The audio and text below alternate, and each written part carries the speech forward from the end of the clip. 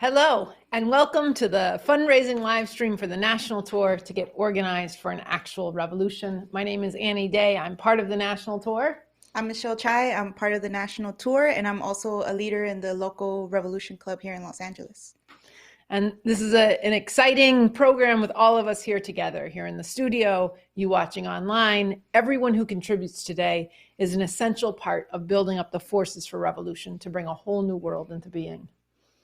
But before we tell you anything else, we're very excited that we're on the eve of the public release of a major new talk from Bob Avakian, the revolutionary leader and author of The New Communism. This will be going up in print and audio tomorrow morning at revcom.us. And here's the title of that talk: Something Terrible or Something Truly Emancipating. Profound Crisis, Deepening Divisions, the Looming Possibility of Civil War, and the Revolution That Is Urgently Needed. A Necessary Foundation, a Basic Roadmap for This Revolution, by Bob Avakian, revolutionary leader, author of The New Communism.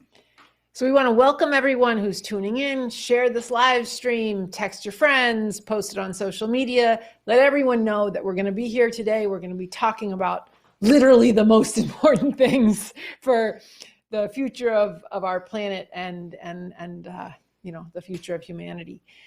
So the theme of the title that Michelle just talked about, what's concentrated in this title, the difference that it'll make for this understanding to be fought for, to be applied in this moment.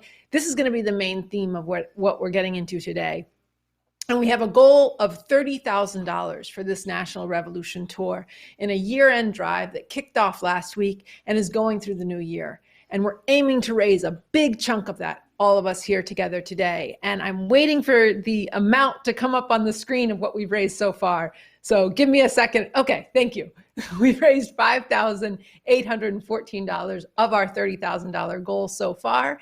So listen, give generously. Your funds, and as I said, you'll hear today, your funds are really needed.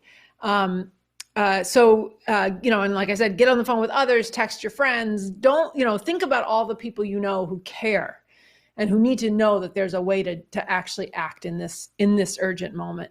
I mean, look, as we sit here, it's not an exaggeration to say that the future of humanity hangs in the balance. So in a minute, we're going to tell you more about the program for today, and we'll tell you what we're going to be getting into. But I think a good way to open is to hear from Michelle Chai herself. Not this one right here next to me, but Michelle at a meeting last week of the Revolution Club where she talked about the situation we're in and why you should contribute to this tour. So let's go to that video. The National Revolution Tour are volunteers from different parts of the country that have uprooted their lives and are dedicating 24/7 to actually working to bring forward people now and actually make this revolution. People, who you're seeing up here today, who you've talked with, who you've seen at different marches, who you've seen at your college campuses, who you've seen, getting out these materials and wearing this Revolution Nothing Less t-shirt, who are working tirelessly, not just physically, but their brain, going to work on the problems of making this revolution. That's where your money's going to. And again, there is nothing. Do your research, look everywhere and actually tell us what other program exists out there that is actually going to be able to deal with the analysis that BA is actually putting forward on society being ripped apart, the splits at the top, all of the shit that we're seeing, every day, right? You turn on the news, you see Kyle fucking Rittenhouse being basically given a green light, and people like him, the same people that stormed the Capitol on January 6th, all flying Trump 2020 flag. These are all people that are being given a green light. These are all people that raise millions of dollars to get that little murder fascist shit out of jail, okay? Our side needs to be able to raise just as much money and more for the most liberating cause that exists, this revolution, to put an end to this system that gave rise to these white supremacist fascist motherfuckers that right now have the upper hand.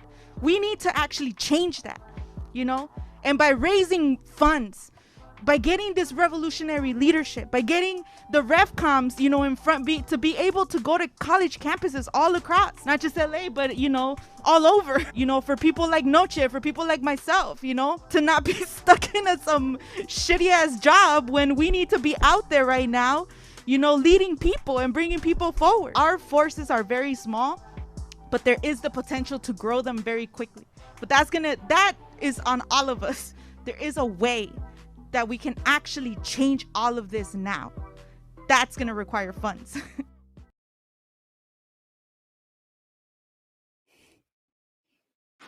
So we're very excited about what we're going to be getting into today. Again, before we continue, make sure to post this, share this video on social media, text it out to your friends, call your close friends, send them that video you just watched. That needs to get everywhere. People need to know that there is a force, that is actually getting organized for revolution. And that's what this live stream is about, raising funds to actually project the leadership that we have in Bob Avakian, and organize forces for revolution now, and as we head into the holiday season with 2022 on the horizon, people are thinking about what the new year will bring. And there's a lot of agonizing about the situation that we're in. We'll be talking with Lenny Wolf, a follower of Bob Avakian, a powerful advocate for the new communism and a leader in of this National Revolution Tour, to talk about what's concentrated in the title of this new talk from Bob Avakian. The fact that we are facing something terrible, but also the possibility of wrenching something very positive out of all of this ugliness, something truly emancipating, right? And why you should contribute your funds to building up the revolutionary force to make that possible. And then we're going to be bringing about half a dozen of the National Revolution Tour volunteers into the studio to talk about who they are and why they're a part of this National Revolution Tour, and what difference it makes if you actually put your funds into this revolution and actually make this revolution, this message, and in a time when this new talk from Bob Avakian is going to be premiering online tomorrow, what difference it'll make to have these volunteers who you'll hear from, right? The work, some of the video that you just watched, right, of the national tour, going to different campuses, going everywhere, right? But you're going to get to know who these people are, why they're on the National Revolution Tour, the transformations that they've gone through, and the urgency to bring forward many others just like them and very different from them. And then you'll also be hearing from each other. We'll be playing a few different videos of the work that the tour has been doing. And most exciting here today, you're going to hear a preview from the new talk from the leader of the revolutionary leader, Bob Avakian. Yeah, we're going to play we're going to play part of that audio. So just hang tight. We're going to do it very soon. But I want to open with a few short statements that we received from donors.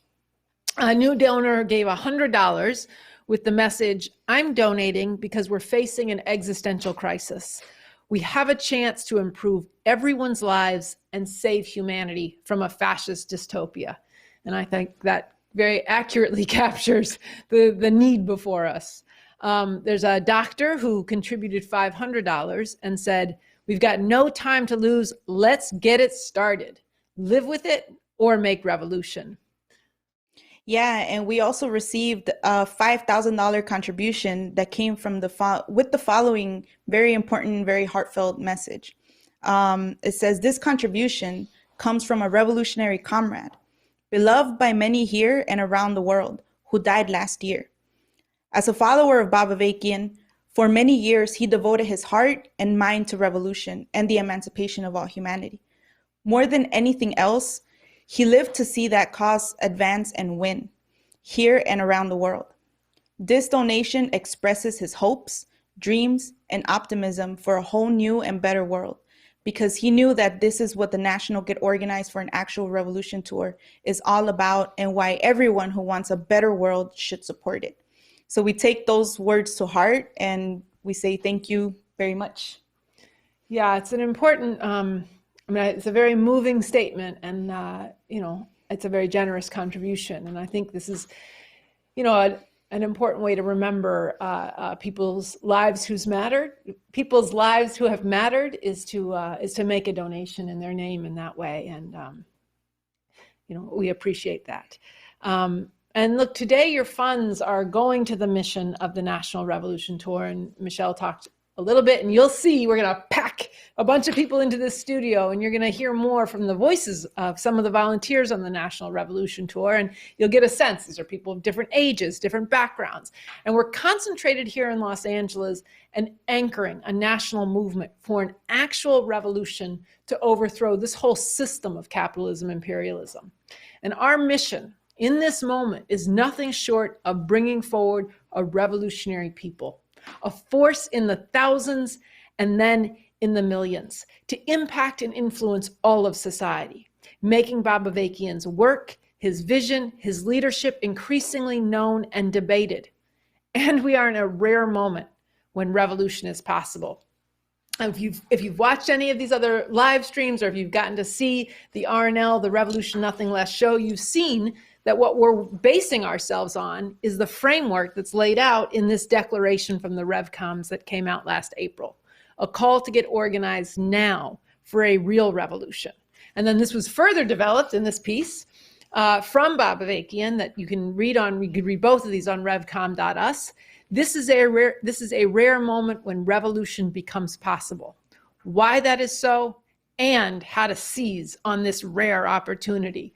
And we've been really trying to put ourselves to how to seize on this rare opportunity. And this new talk is a tremendous and profound foundation and roadmap for how to actually do that.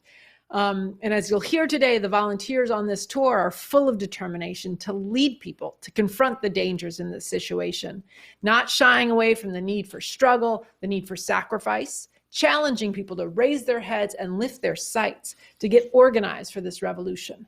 The national tour is going up against all the passivity, the hopelessness, the going for self, and the settling for meaningless, marginal, reformist change that's really just not just a dead end in this situation, but frankly, an unnecessary tragedy.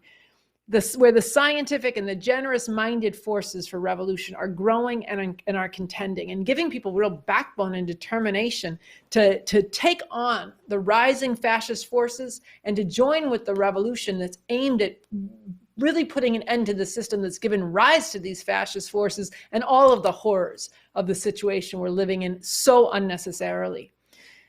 The National Revolution Tour is organizing now for revolution and nothing less than revolution.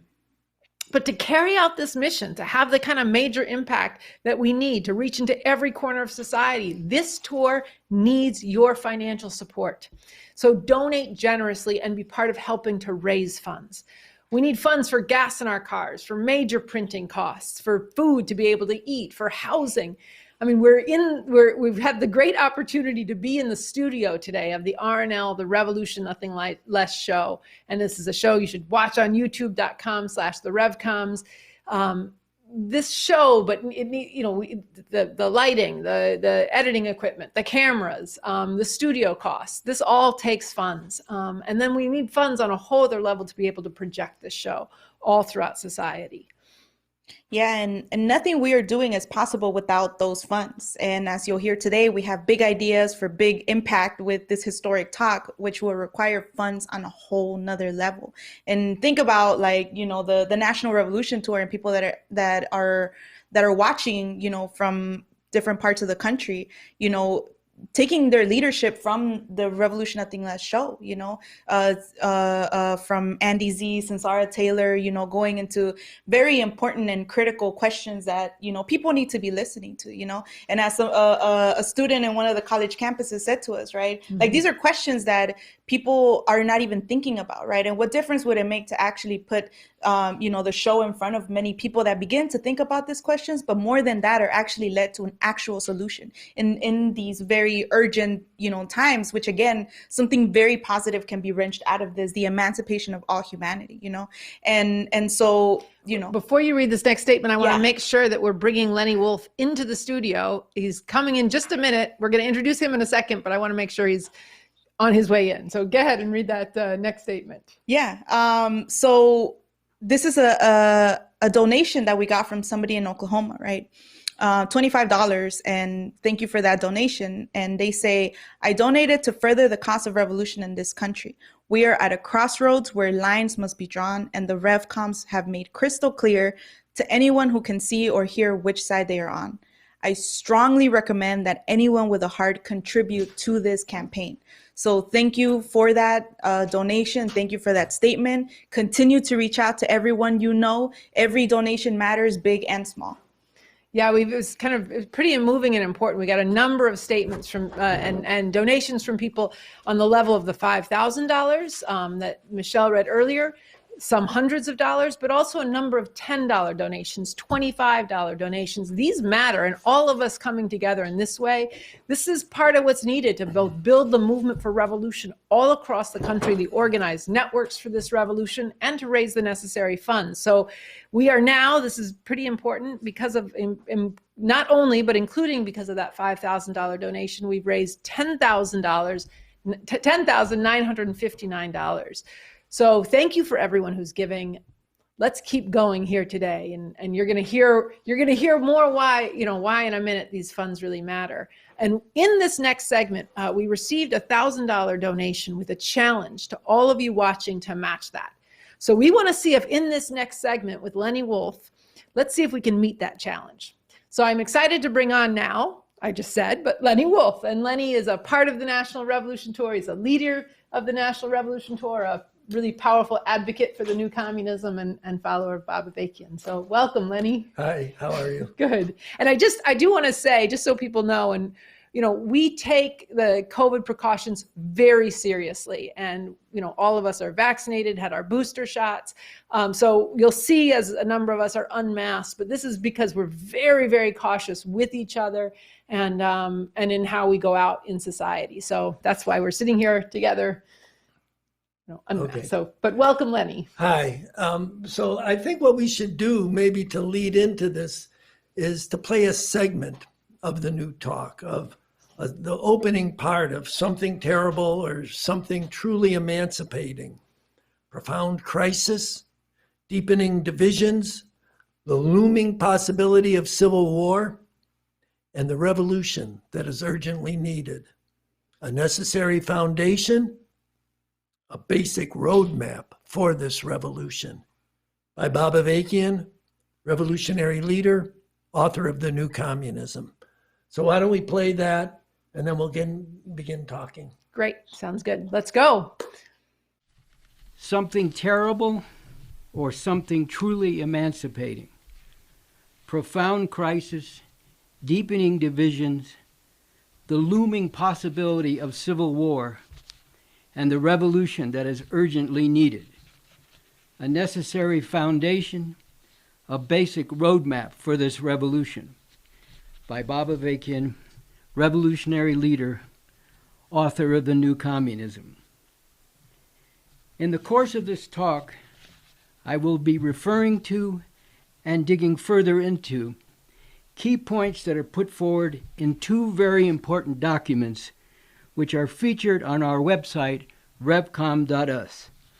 A declaration, a call to get organized now for a real revolution, and an article of mine following up on that declaration and call. This is a rare time when revolution becomes possible.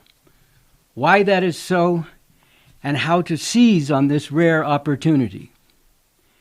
So, for everyone getting into this talk, everyone who cares about the crucial questions it is speaking to, it is also important to take up or return to and get deeply into those documents as well, and to go regularly to revcom.us and watch the weekly YouTube show, Revolution, Nothing Less, both of which sharply illustrate why a real revolution is urgently needed and is possible, what are the goals of this revolution, and how to be part of building for this revolution. What I will be speaking to here is, as the title says, a necessary foundation and a basic roadmap for this revolution. One other point.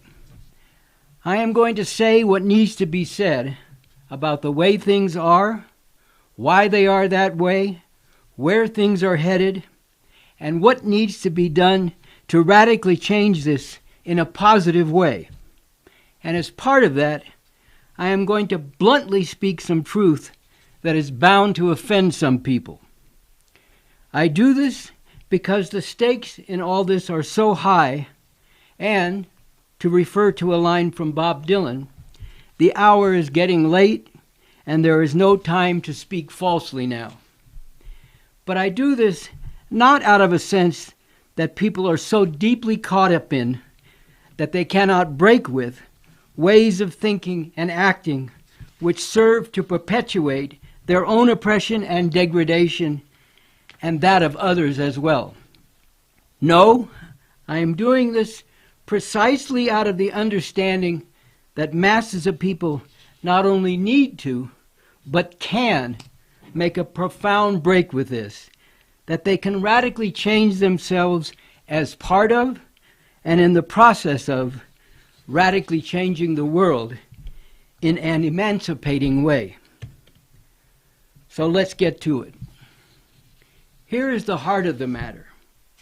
Many people, including someone like Martin Luther King, have argued that attempting to carry out a revolution to overthrow this system is suicidal, particularly for black people in this country, when in fact, black people and masses of other oppressed and exploited people profoundly and desperately need this revolution. The reality is that such a revolution can succeed, but this is possible, particularly up against powerful ruling forces, like in this country, only in rare times and circumstances. And here is a very important truth. This is one of those rare times and circumstances. This rare time must not be wasted, squandered, thrown away. Rather, revolution must be actively prepared for and vigorously, consistently worked for, now and in an ongoing way, to build up the scientifically oriented and powerfully organized forces for, and to prepare the ground for, this revolution. And that is why we revolutionary communists say, everyone who can't stand this world the way it is, who is sick and tired of so many people being treated as less than human, who knows that the claim of liberty and justice for all is a cruel lie, who is righteously enraged that injustice and inequality go on and on and on, despite false promises and honeyed words from people in power or those seeking power. Everyone who agonizes about where things are headed and the fact that to be young now means being denied a decent future or any future at all. Everyone who has ever dreamed about something much better or even wondered whether that is possible. Everyone who hungers for a world without oppression, exploitation, poverty, and destruction of the environment. Everyone who has the heart to fight for something that is really worth fighting for. You need to be part of this revolution. We're talking about a real revolution, not playing around with a few changes that leave this system in place and in power while benefiting only a small number. As the Declaration and Call makes very clear, a revolution means a force of millions drawn from many different parts of society and organized for an all-out fight to overthrow this system and replace it with a radically different and much better economic and political system, a socialist system, based on meeting the needs of the people and caring for the fight for a communist world where there will finally be an end everywhere to the exploitation, oppression, and destruction of the environment that is built into this system of capitalism imperialism. Anything less than this revolution will completely fail to deal with the root of all the problems or lead to the actual solution. So let's get more deeply into why this is one of those rare times and circumstances when this revolution is possible, and what must be done for there to be a real chance for this revolution to actually succeed. I just have to say, hearing that again, and I've heard it a number of times, I can't help but be struck very powerfully by the audacity, the poetry, in the appeal to people, the calling it like it is, straight up with people about what we have to do and how honest we have to be with each other. And then when you get into the actual talk, the actual way this is all grounded in a scientific analysis, the basic foundations, if you will, of why we're in the situation we're in right now, and the particular argument that's made in there about why this is a rare time where we could really make revolution, and the roadmap that's provided. You have got to get into this talk. You've got to listen to it tomorrow morning when it comes online. This is potentially world-changing, but only if we take this up. Only if we read it, apply it, and actually donate money to get it out and to make this a big thing in society. I couldn't help saying, it's very powerful to hear that again. Yeah, I think that's really true. And I mean, one of the things I guess I want to ask you is, I think there's a lot of people in this situation that are seeing the negative side of this. And really, to the degree to which people are confronting the situation and seeing horrors or seeing this, something potentially very horrible, but not seeing the other side of that. And can you talk about how that, the significance of that in terms of the talk, in terms of BA's approach to this? Well, I think a lot of people see they see the way you said it. They see the horrors, the looming horrors. They also don't see where this really needs to go. And there's this desire to go back to some other earlier version of this same wretched system, to kind of not confront that we actually need a revolution, that this system is what's got us to the situation we're in today. This system now has no answers other than much more brutal repression, much more ugly exploitation and oppression around the world. And so that's one thing about, there is this widespread anguish. I could give you a million examples of it. I won't. But there has to be this out there that gets to this talk gets to what is the situation? It unfolds it in very unvarnished terms. Why we're in this situation. Where could this actually go? It's not just, there's an argument made for why you actually could wrench, not ease into or effortlessly somehow get, but how you could wrench something truly emancipating out of a situation that on the surface is very, very ugly. And then the other thing this talk has is, okay, so how do we go to work on this? What do we do now? How do we, people, there's not a lot of time. Let's just be honest here. And we've got he says this right here, let's not squander this. Mm-hmm. Every minute, every day is precious right now to solve the problems we face, to apply this talk to it. And again, so this talk has to get out very broadly. And we need money for that. Yeah, I'm going to ask you about that in 1 second. I do want to let people know we've raised $11,519 toward our $30,000 goal. And, so we're 2/3 there, but keep giving here. While we're here talking, keep giving, call people, text them, DM them. You can contribute on Venmo, on CashApp. And if you want to contribute with a credit or debit card, go to the website, revcom.us. There's a PayPal, there's a pop-up box that'll come right there. Just click on that, and that's how you can donate with credit or debit card via PayPal.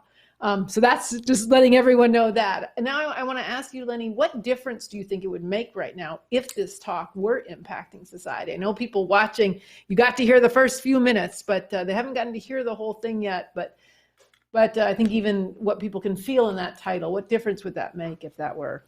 Hope. There would be hope on a scientific foundation.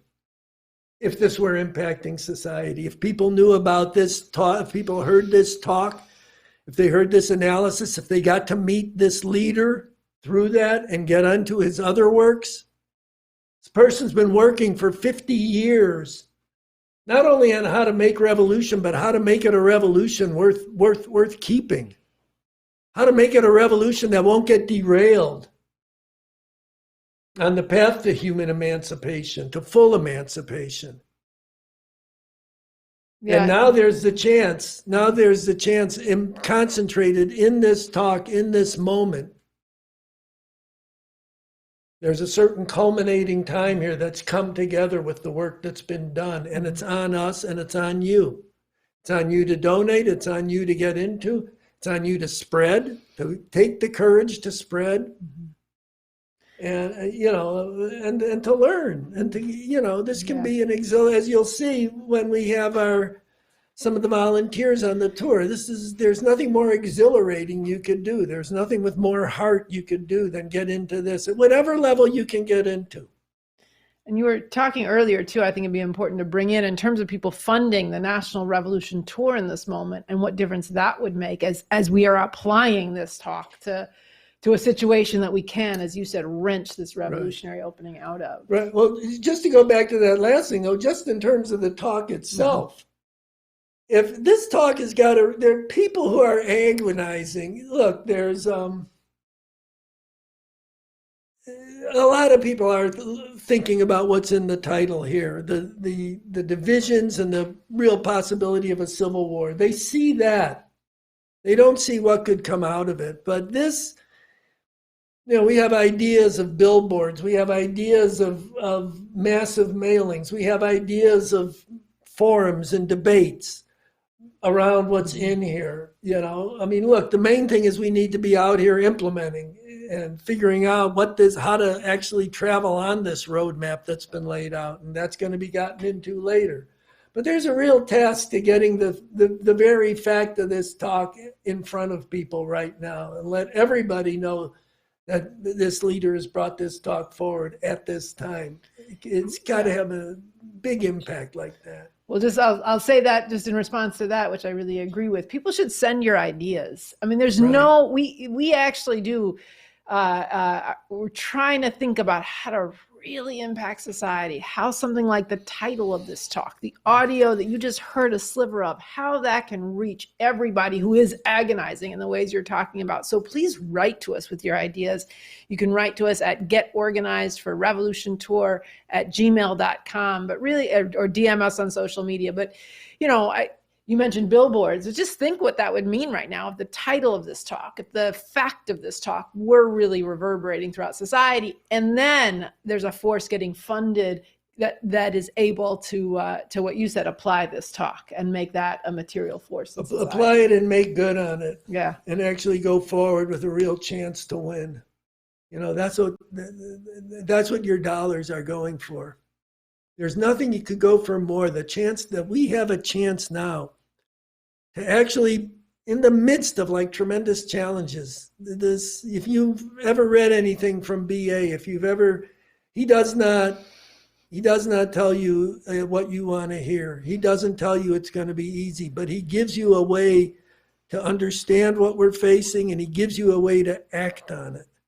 And that's scientifically founded. That's not just something arbitrary. So I really do feel that right now, this money, your dollars, can go to something that could be really elevating for all of humanity. Yeah, literally. And I want to ask you more about that in a second. But just before we go there, you were talking earlier about the example of Egypt. Yeah. And I think that would be important in terms of whether there's a force that's organizing forces for revolution. I opened and said that the mission of this tour is nothing less than bringing forward a revolutionary force of thousands and millions. What difference do you think that would make in this? Well, I don't know how old everybody in the audience is. I don't know how well people remember, but 10 years ago, almost exactly 10 years ago, millions of people rose up in the country of Egypt, which had been under the heel of military dictatorship for decades. and where there had been severe repression and nobody had ever done it, there was very little air to breathe to even get any kind of struggle or movement going, and people rose up against it.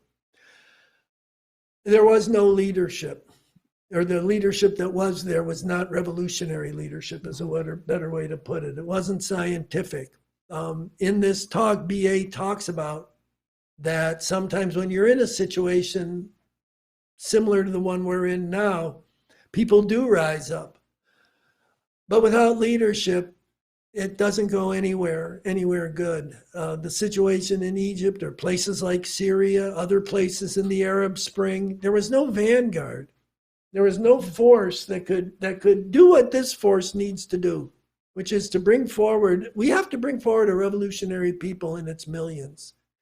This example of Egypt shows the raw material or the makings of that can happen overnight. And there are situations we've had in this country as well, even in the past period with the George Floyd, Breonna Taylor uprising, the beautiful uprising that showed the potential. And he speaks about that both in Rare Time. It's spoken about in the RevCom's pamphlet on a declaration, a call to get organized now for a real revolution. But where is that going to go?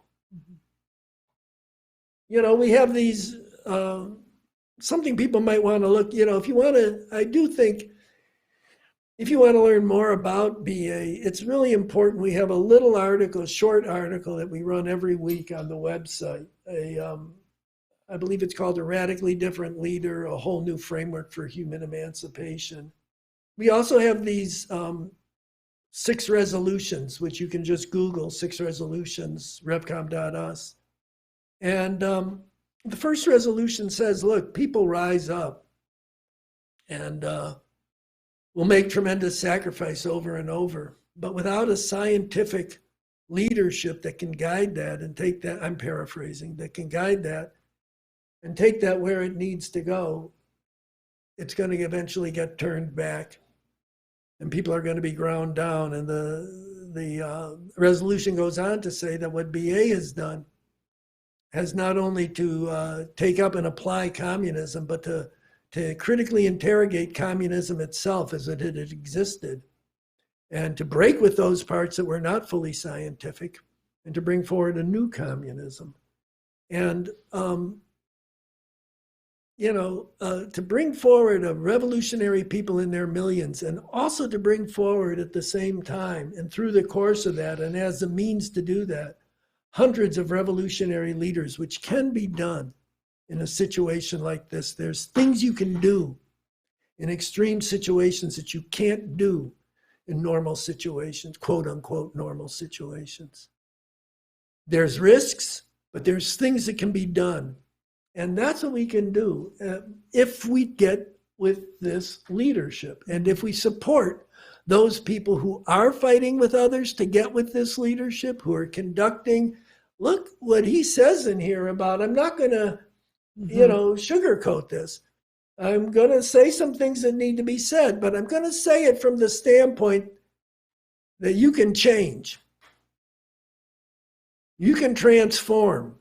You don't have to be wed to the ideas, the ways of life, the things you've been caught up in that have helped you get through so far.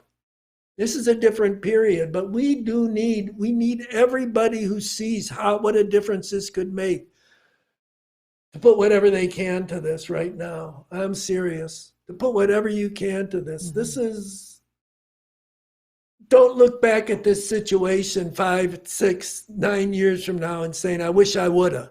Mm-hmm. Yeah, we can't afford that on many levels. No, do be what needs to be right now. I want to ask you one more question before we end it. I just want to give a quick update. We've raised, this is really good, and I think we're doing something that matters altogether. We've raised $11,969. Thank you to everyone giving, and keep plugging this. We've got a lot of more exciting and really I think inspiring things to bring you here in this live stream today. So keep spreading the word. Let people know about this.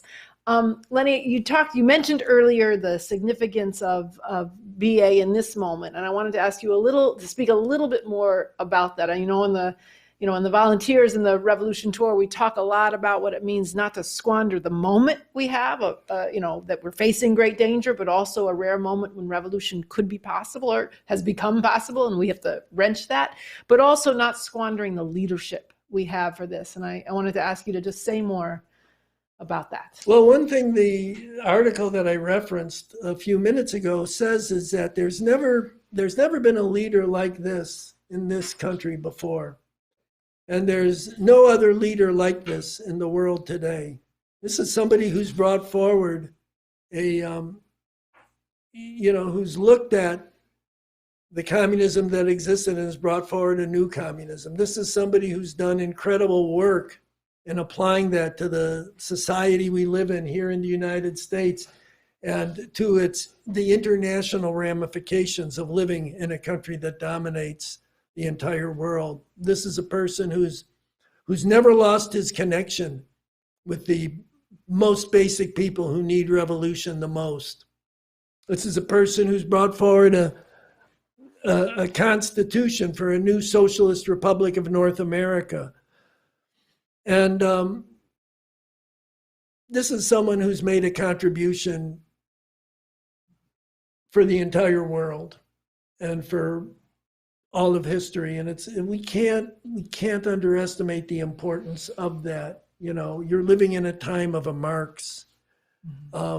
We've got to really cherish. We've got to defend, not just defending, oh, I'll be there, but also defending whenever there's snark, whenever there's an attack, whenever there's even just petty narrow-mindedness. This is a responsibility. This is a gift, and it's a responsibility both to those who follow BA and those who need to follow BA, and even those who respect and understand the difference it makes to have a leader like this who's brought forward a road for humanity, and a road that has humanity still, a road of revolution and humanity. And I think that's pretty extraordinary and pretty special. Yeah, I really appreciate that, and appreciate you brought that alive here today. And I think this is something, it comes through really deeply in the talk that you'll hear. It'll be online tomorrow morning. And it's, you know, there's a lot of work we have to do with this to get into it, to spread it. And I think, like you said, to very seriously and deeply appreciate what is concentrated in the talk itself, and also what's concentrated in the leadership that's gone into this. So thank you, Lenny, for being with us. Wait, before you go, I have one announcement to make. Oh, wait, do we want to talk about the tour? The tour. We can do that 1 second. Yes. Yeah. Yes, we can do that 1 second. And I want to just let people know that we just received, this is kind of exciting. We just heard from a longtime friend of the RevComs that they're making a $5,000 donation. They're traveling tonight and tomorrow, but they'll try to write a statement on the road. So that's very generous. It really matters. And let's go quintuple that. So thank you for that donation. And they'll tally it up, but I think that means we'll have gone up to about $16,969. So that's pretty damn good. Let's keep going. Yeah. Then you wanted to, last thing before we. Well, yeah.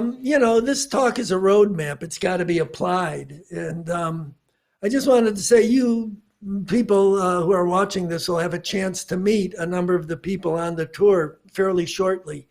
And I've had I've been working with them, myself and others, but you've been too, working with them to try to really take this talk and grasp it and apply it to the world, and apply it very unsparingly to what we've been doing, and to ask ourselves, what does this mean? What are we, how do we have to do differently to really achieve what needs to be achieved and what could be achieved in this period? And there's a tremendous enthusiasm for this. There's a tremendous creativity that's being unleashed. And I just think that it's very, very important to support, this whole thing that's going on with this tour, with the clubs in the various cities and to expand this movement, to really get into this talk, not just to get into it for its own sake, but to actually apply it. How do we do this? It's a lot laid out in it that we can really pretty much take up and run with, but we do have to grasp it and apply it. I think that's really true. And I just, thank you, Lenny, for being with us today. I want to just say one more time the title of this talk, and I think you just heard it from BA himself, but something terrible or something truly emancipating, profound crisis, deepening divisions, the looming possibility of civil war, and the revolution that is urgently needed. A necessary foundation, a basic roadmap for this revolution, by Bob Avakian, revolutionary leader, author of The New Communism. So that's going online tomorrow morning, revcom.us, audio and in print. So thank you, Lenny, for being with us to talk more about it. And let's go to work with this, people. Right. Let's raise this money. Yeah. So thank you. Okay. So we've got more here today. I've got to go back to where I am here. Okay. So, I think Lenny just said a lot about what difference it'll make for this talk to be impacting society, to be raising, really major funds. And you'll hear from us more in January, because we're raising $30,000 for the National Revolution Tour right now. But that's to have the tour be able to function, to be able to produce the RNL, the Revolution Nothing Less show, which does have to be able to reach and contend all across the country. It helps to raise the funds for social media. You're going to see some of our social media content in just a minute. But all of, we have to fight the algorithm. We are not funded by the major corporations, et cetera, et cetera. So this is the $30,000 needed to support and fund the National Revolution Tour. We got to talk next month about the big funds needed for big impact. And so you'll be hearing from us more, and please do write to us with your ideas and be part of, Lenny talked about going to work to apply this talk. And there's a national movement there. We're here in Los Angeles with the National Revolution Tour, but we want to hear from people all across the country on how, what it means when you see this, what it means to apply this necessary foundation and this basic roadmap for revolution. So please do write to us. We'll be having a series of Zooms starting next year. Write to us to be part of them. Write to us with your ideas, what you want to volunteer for, what you want to be part of. There's a great big need here for all of us, obviously on the financial tip, but also as part of that, how this revolution is going to grow, is going to be built in the ways necessary. Welcome back, Michelle.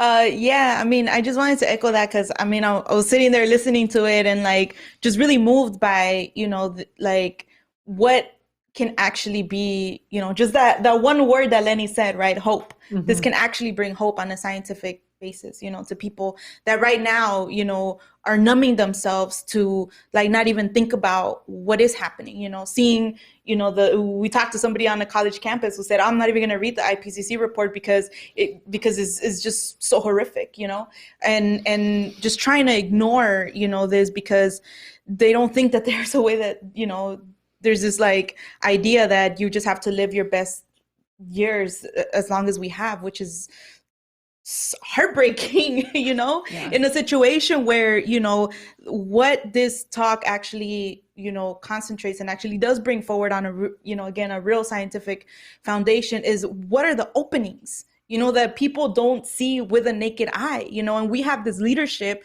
that is analyzing the situation, that's actually putting this out for society, for people to actually dig into themselves and actually go to work on it. It's not anything guaranteed by any means, there's a lot of fucking work to do, but that's on us, and not just the people that you're going to see sitting here in a minute, who are dedicating themselves to this revolution, but you who is watching, you who's watching from home, who may be hearing this and begin to feel that hope, that, I'll talk some about that too, mm-hmm. where you do begin to, just think that it's just all the horrors, without actually seeing the possibility of that, And some of that is because the fascists are on the march. We played that little video of your fun pitch earlier, but you're talking about here, these fascists are on the march, right? And then our side is got to go through some transformations, and that's possible, both because of what they're going to be forced to confront, in terms of the changes in the being jolted in the ways that is in the declaration from the RevComs, spoken to and deepened in BA's subsequent piece on the rare time where revolution is possible, but also the work that the revolutionary forces, that the RevComs, that the Revolution Tour, that the Revolution Clubs need to be doing to go actually break people from going along with that in the way you're talking about. Yeah. So I do want to, let people know there's some important donations and some important contributions that, I want to share with people. One is really important from two people in the Haitian community in New York City. They are aiming to win 15 people to donate $15 or more, and calling for those who can to continue donating $15 every month after that. So far, they have 7 people who have committed to this project. That is so important, and I want to really emphasize the importance of sustainers, and there's different ways that people can collect money through the month and then give that every month. It makes a huge difference to for us to have the money, to count on a certain amount of money every month. So thank you so much, to these people working on this project. And after we hear from the volunteers on the Revolution Tour, we're going to talk more about the ways in which that the raising funds is actually pretty much at the heart of building up the organized networks for revolution. So there's a lot more we're going to say about that, shortly. Yeah. And I want to read, before we bring in the rest of the volunteers, I want to read from a donor who follows us on Facebook and contributed $100. They say, Kyle Rittenhouse, a white man who killed 2 people and wounded a third in front of God and posted a cash bail of $2 million, got acquitted of all charges, while Mumia Abu Jamal, a black man that was accused of killing a white man, was charged with first-degree murder. In such a system where justice is said to be blind, how can 2 different people get 2 separate punishments? Because of their skin? Because we place more importance on the career than the person? Because deep down, we general are so divided that we refuse everyone's need to live and to breathe clean air? This is why I donated to the RevComs, and why at the end of the day, I will die knowing that I helped make a difference. So thank you for that. Continue spreading this, post that on your Facebook, share it to everybody on your Facebook, let them know you donated to the revolution, and have them, contribute that amount or less or more. Yeah. Okay, so now we're going to bring in a whole group of the volunteers on the National Revolution Tour. We're going to need a minute for setup. So while we're bringing them into the studio, have a look at some of the sights and sounds of the National Revolution Tour volunteers contending on the ground.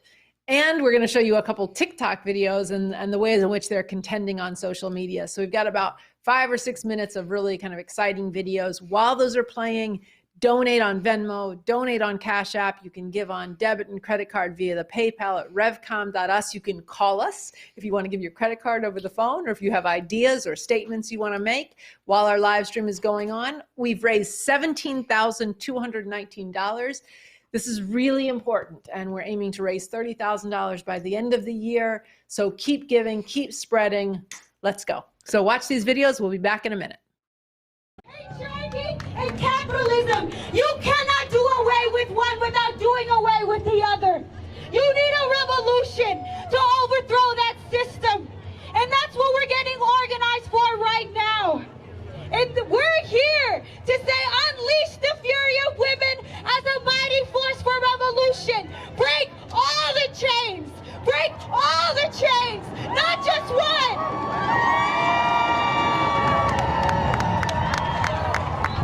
And I want to say too, we are the RevComs and we are followers of Bob Avakian. Yes, he's a man.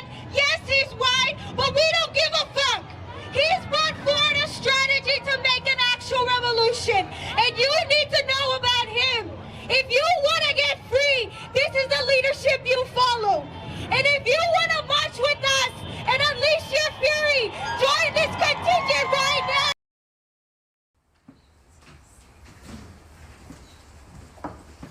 Hey, what are you reading? I just got this book, Basics, from these communists downtown. Communists? Yeah, they said it's the Handbook for Revolution. It's called Basics. It was actually written by this communist leader named Bob Avakian. Communist leader? That's a dictator. Dude, that sounds like a cult. Don't read that.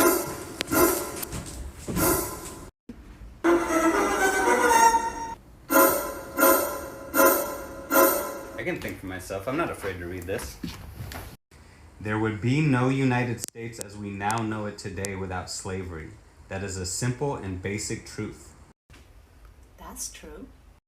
The role of the police is not to serve and protect the people. It is to serve and protect the system that rules over the people. Let's get down to basics. We need a revolution. Anything else in the final analysis is bullshit. Our party calls on people and says the first thing you should do is raise your head up and ask why. Ask why whenever they tell you to do anything, and for that matter, ask why whenever we say you should do anything. Because we're not afraid of people questioning us. We're not afraid of people digging into what we have to say. Let me see that. Why is the world so messed up? It's the greedy corporations. It's clearly the men. It's the white people. Well, it's God and deviations from his holy words. Bullshit. The world is so messed up because of this system of capitalism and imperialism. The fact that you have socially produced wealth being privately appropriated by capitalists who are locked in competition with each other and who own the means of production. The means of production being the tools, the raw materials, the land to be able to produce things. What's the solution? The revolutionary overthrow of this capitalist state and its replacement with a socialist state with the goal of communism. Read Why the World is So Messed Up and What Can Be Done to Radically Change This, A Basic Scientific Understanding by Bob Avakian. All right. Good morning, everyone. I'm the member of the Revolution Club of New York City, fighting against the capitalism imperialism system. We are now in the Haitian community to raise money. We need 15 people. We are halfway, 15 people where each person can give or contribute $15 for the revolution to make it possible. Because for the revolution, we need time, we need money, we need people. And we encourage all people all over the world do the same thing.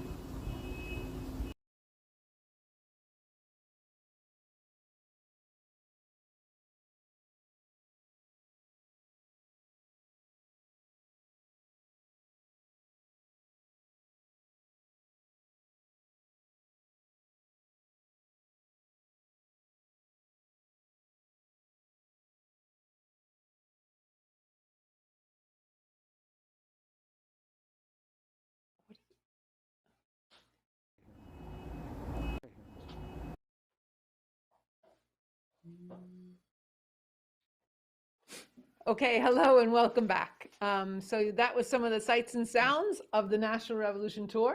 And here are some of the volunteers from the National Revolution Tour. So we're here joined today by Atlas, Jovial, Michelle, Chantel, Prose, and Luna. And, as I said earlier, we take a lot of precautions with COVID. We are, we've all been vaccinated and get our booster shot. So we've decided to be in the studio all packed together because we're part of the same cluster, so to speak. But so that's why we think this is safe. We do, think people need to take their precautions and get vaccinated and go on revcom.us and read the articles about that from Bob Avakian. Okay, so we're going to talk today about, and you guys are going to get to meet some of the people who are, are just a few of the people that are here as part of the National Revolution Tour in LA, anchoring a whole national movement for revolution. So we wanted to kind of hear from people talking about why they're, who they are, why they're part of this tour, and why you should support the National Revolution Tour. And we have raised $17,239 of our $30,000 goal. People should keep giving. And especially, I think, let people know, hey, you're going to hear from the people on the ground. And I think this will be really exciting and important. So why don't we start with Prose? People just met you on TikTok. Yes. But why don't you start and let people know, why you're part of this? Sure. Hello, I'm Prose. Here, take your mask off your ear. There we go. I'll help you. Okay. See, we help each other. Okay, so hello, I am Prose. I've been with the National Revolution Tour for about 2 years now. And I think I'll start with some background about who I was before the tour. I was a pretty political person very early on in my life. I was motivated to take a stand against white supremacy and police murder of Black people. I also supported like LGBTQ rights and gay rights. And my first protest was actually after the murder of Tamir Rice, and I joined up with different groups, whoever was out there, standing against these oppressors, and would just follow along with whatever political program was out there. And, I was a part of groups that called for different reforms like police body cams, Citizen Review Council for that footage, mental health evaluations. And we'd go out, we'd protest, we'd stand in front of this, city hall and that city hall and talk about getting this person elected. And after a while, the world just continued on the way it was going. Sandra Bland was found dead in her cell. Leila Alcorn had killed herself. I'd been hurt by the workings of this system in a lot of ways. And a weight of hopelessness was coming over me and thinking that there was nobody out there fighting and there was no way to actually move forward. And so there was a moment where I consciously decided that I'm going to turn inward. I'm going to focus on myself. And I tried really hard to do that. I had a decent job. I could pay my bills. I had a dog and hobbies and whatever else. And I was really trying hard to mind my own business. And it was still just, something deep inside, just a pit of dread that the world was continuing on hurting people. And I felt that it was intolerable. But it wasn't until I met the Revolution Tour in DC, actually, a few years ago, that I met a very serious and sincere group of people that stood for something that was really attractive to me, which was the emancipation of all of humanity. And that was something that I wanted to be a part of. But it wasn't until after reading this paper by Raymond Latta, it's called The Driving Force of Anarchy, that I got a little bit more serious and started to figure out and realign where my priorities were. The Driving Force of Anarchy it's a longer paper, but it describes in a scientific and a material way why the system of capitalism and imperialism can't be reformed, why all the things that I hated about the world were actually tied and rooted in a system with a motion and with a functioning.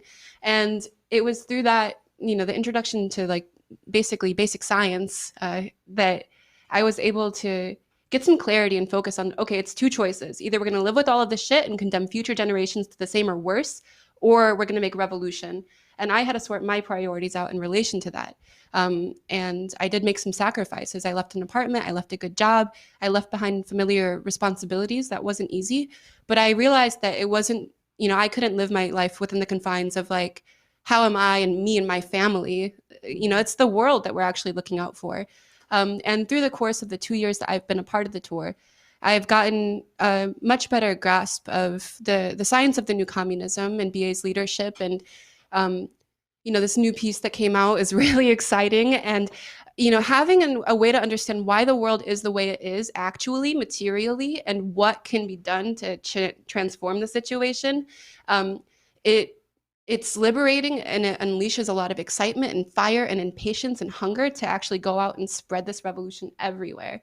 And I'll say that if the Revolution Tour hadn't been funded when they were in DC, if people were not paying and donating to support the volunteers, their food, the transportation, the materials, I wouldn't have met them. Or maybe I would have, accident and all of that. But like, we actually need to scale this up so that people that felt like me, that feel like people here today, they'll be speaking with their own stories. We need to be more revolutionaries, funded and in every corner of society, like spreading the word about the necessity and the possibility of revolution and recruiting more people to be a part of that. And so that's why it's important to donate, especially now in a rare moment where there's so much on the line and so much that could be won. And I think that's all I have to say. Thank you, Prose. So when she says it's not the greedy corporations, she had to come to see that herself. I think that's really important, and people just really, keep giving. We're going to hear now from Joe Veal, and I'm not going to introduce you in the way I otherwise would, because you'll tell your story. Okay. I met Bob Avakian, BA, in prison, you know, and the more I engaged BA, the more I could not wait to get out of prison, you know. And when I went to prison, I was young, I was cocky, and I was very angry, very bitter when I first went to prison. Not only because of the fact that, you know, out of, you know, 4 boys in my family, we all of us ended up in prison. And out of 2 sisters, you know, one of them ended up, you know, in the county jail. And some of this was, you know, but some of this was because we did not take shit. We would stand up and resist racist shit from the authorities, whether that was from the welfare people, the police, probation officers, judges, school administrators, or anybody else and shit. Some of us had to do with that. Some of it had to do with it because we got caught up in the, you know, criminal activity. The criminal activity as a way of trying to, you know, get out of poverty. But before going to prison, you know, my life was changed when in the 1960s, the Black Panther Party arrived on the scene declaring that they was going to put an end to the oppression, put an end to the oppression of Black people by leading the masses to make revolution to overthrow this system of capitalism that has white supremacy all in it. And instead of doing that, instead of being a bootlicker and trying to work within this system, and the Panthers, they went out, you know, to build support for this revolution amongst whites and everybody else. And this is when I first became aware of Bob Avakian, because the Panthers talked a lot about BA.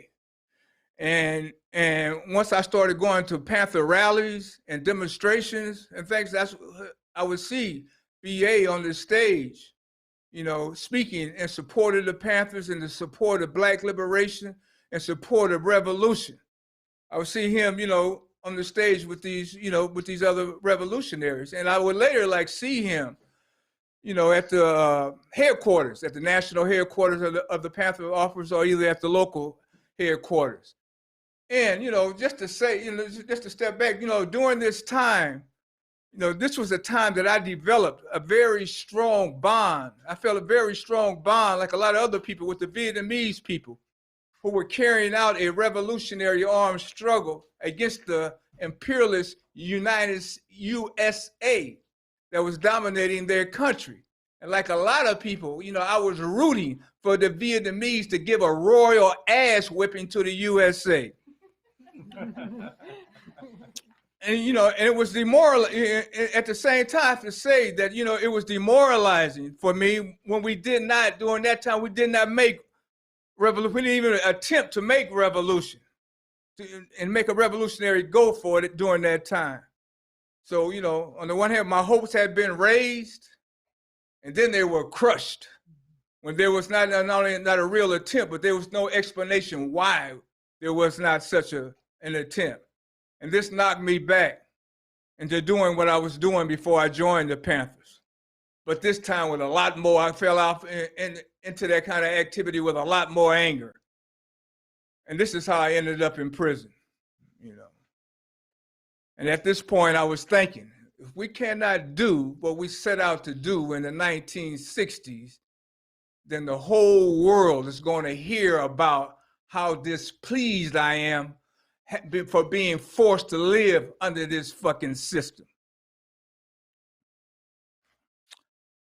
But when I went to prison, you know, other prisoners, they challenged me to take a scientific approach to revolution. They challenged me to engage BA, to read BA, to study his method of thinking, his analysis of the oppression of Black people from slavery up to present times, which I did. And I realized that even though I had read, you know, everything Malcolm X had ever read or spoken about, I read like Franz Fanon, Wretched of the Earth, everything, other writings, all the leaders of the Black Panther Party and stuff like that. I had never seen or engaged somebody, and then now the way the BA approached this the scientific approach, the systematic and scientific approach that BA took to analyzing this problem this contradiction, this oppression and shit. And I never had like recognized before that how the way the BA broke it down, how it was all this, the oppression of black people and white supremacy is all tied in and rooted into the very nature of this capitalist imperialist system. And then how over the centuries, this oppression had put black people in an even more powerful position to not only to fight to free themselves, but to fight to free themselves in the only way that they can, which is by fighting to emancipate humanity and overthrowing this capitalist imperialist system. They've been in a much stronger position to do that.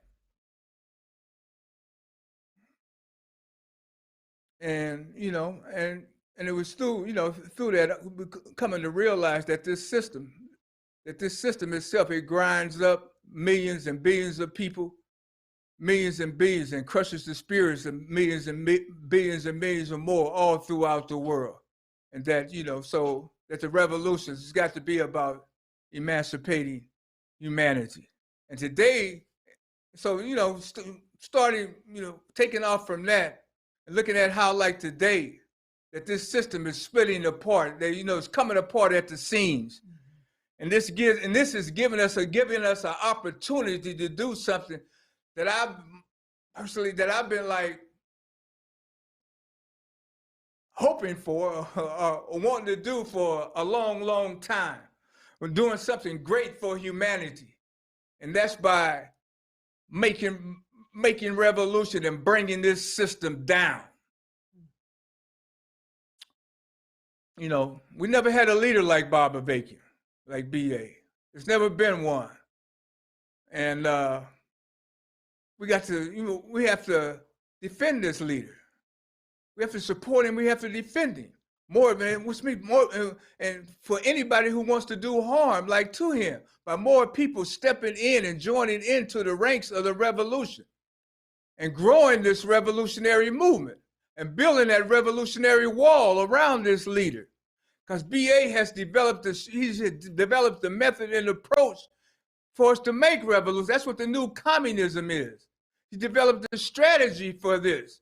He's developed the military principle, core military principles for being able to wage a revolutionary warfare against this system. And he has authored a constitution for a new socialist republic in North America, where we can build society on a whole new and different foundation of socialism that's on the road towards a communist world, on the road towards a world community of freely associating human beings. And this is why I dropped everything to be part of this tour. And this is why I think you, everybody out there, should give all they can, contribute all they can to supporting like this tour, to give generously to this really historic cause. All right, thank you, Joe. So I think I just want to say one of the things I think you see is how much we learn from each other. So that'll keep going here today. Thank you, Joe. And I think people should heed his call on all of that. Getting deeply into BA and contributing deeply. I just want to give people a quick update. I announced before I brought Lenny Wolf on earlier, I announced that we were going to try to, we had a $1,000 donation and it was a challenge for people here to match it. And I wanted to, and I said that we were going to try to raise that while Lenny was here in studio. And we did meet that match. So we are at 17,000 with the cheering section in studio.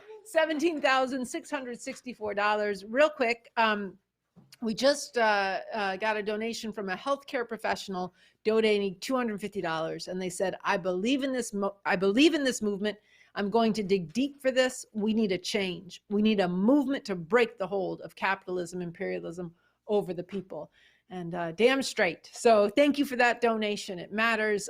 So let's hear next from Atlas. Why don't you say why you're part of this tour? Yeah. So my name is Atlas, and to get into why I'm a part of this tour, it's important that you know something a little bit about me. I grew up in a part of the country that is 98% white. I was taught that we live in a colorblind society, and that if people are poor or if they're being degraded, that it must be because of something that they did. And so I thought that black and brown people were where they were in society because of something that they did. And I had a fear of the people on the bottom of society. And what really started to change that was when many of us saw on the national news the body of Michael Brown laying face down on the concrete, bleeding out, left callously by the police for 4 hours to bleed out on that concrete.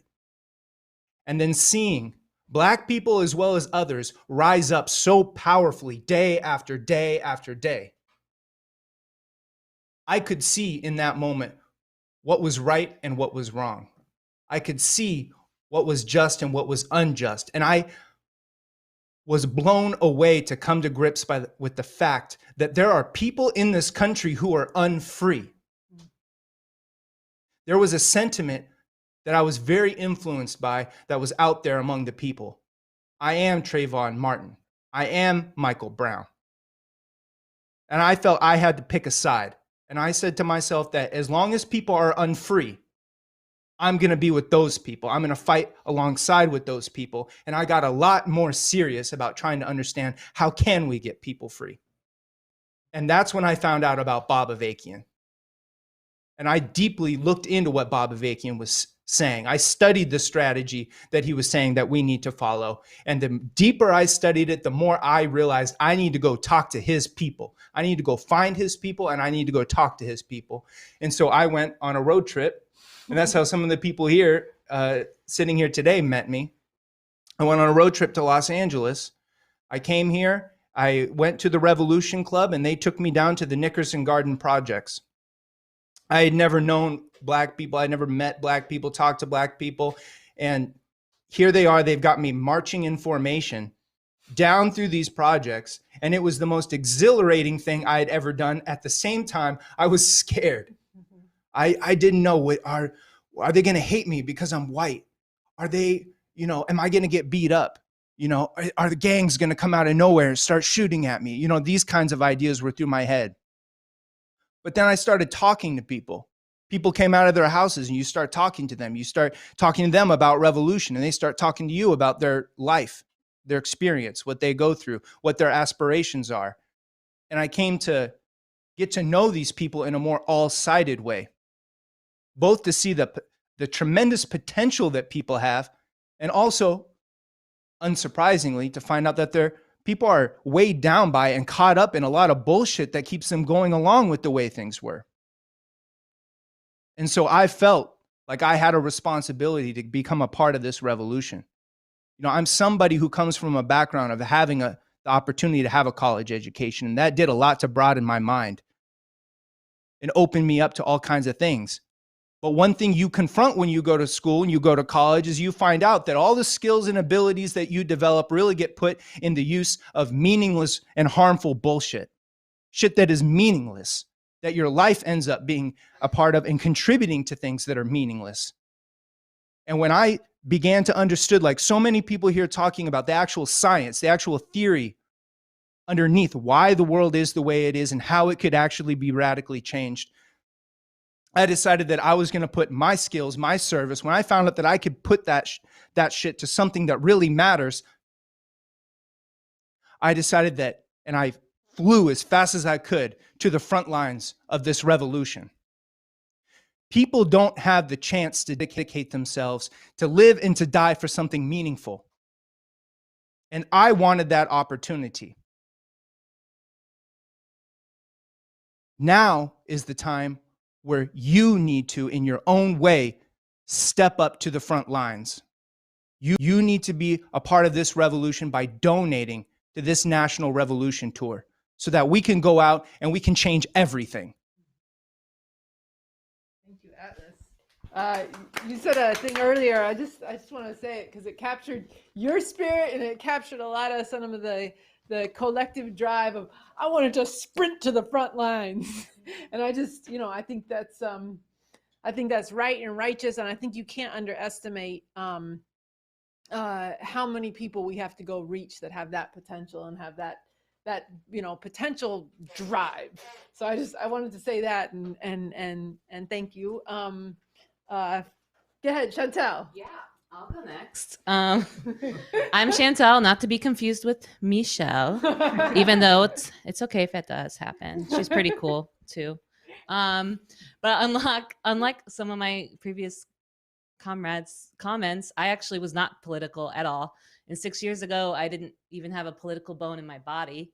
And if there's anyone from high school or college watching, hopefully, but if they would have known me back, or if you would have known me back then, you wouldn't have guessed that I'd be a revolutionary communist right now. Ask my family too. But sitting here took a lot of transformation and a lot of struggle. But I'll tell you a little bit about that right now. I am from Ohio, and I, moved around a lot growing up. I did see a lot of inequality, but I was lucky enough to go to college, and I'm a fashion. I went to Kent State to study fashion, and my mantra in life at the time was work hard, play hard. I was a party girl. I was, in the hookup culture and, into female empowerment. And I kept myself numb and basically detached from the rest of the world. I moved to LA with my two best friends to seek out a career in fashion just a month before the 2016 election. And I knew Trump was bad, but that's about all I knew. Not long after, I was working a job, just a restaurant job in LA, and I met someone in the Revolution Club who was able to give life to what I knew was wrong with Trump and other things wrong in the world. And so then I started going to refuse fascism meetings, protests. I even joined the Revolution Club, and I loved being a part of that. I loved getting together with the club, talking about the world as it is, getting into, how could the world be different? And that was really exciting for me. I started understanding white supremacy, male supremacy, fascism, and, getting into communism and what that means, and actually the method in BA. I started to get aspirations, more than so just what about my life is, I wanted the world to be different.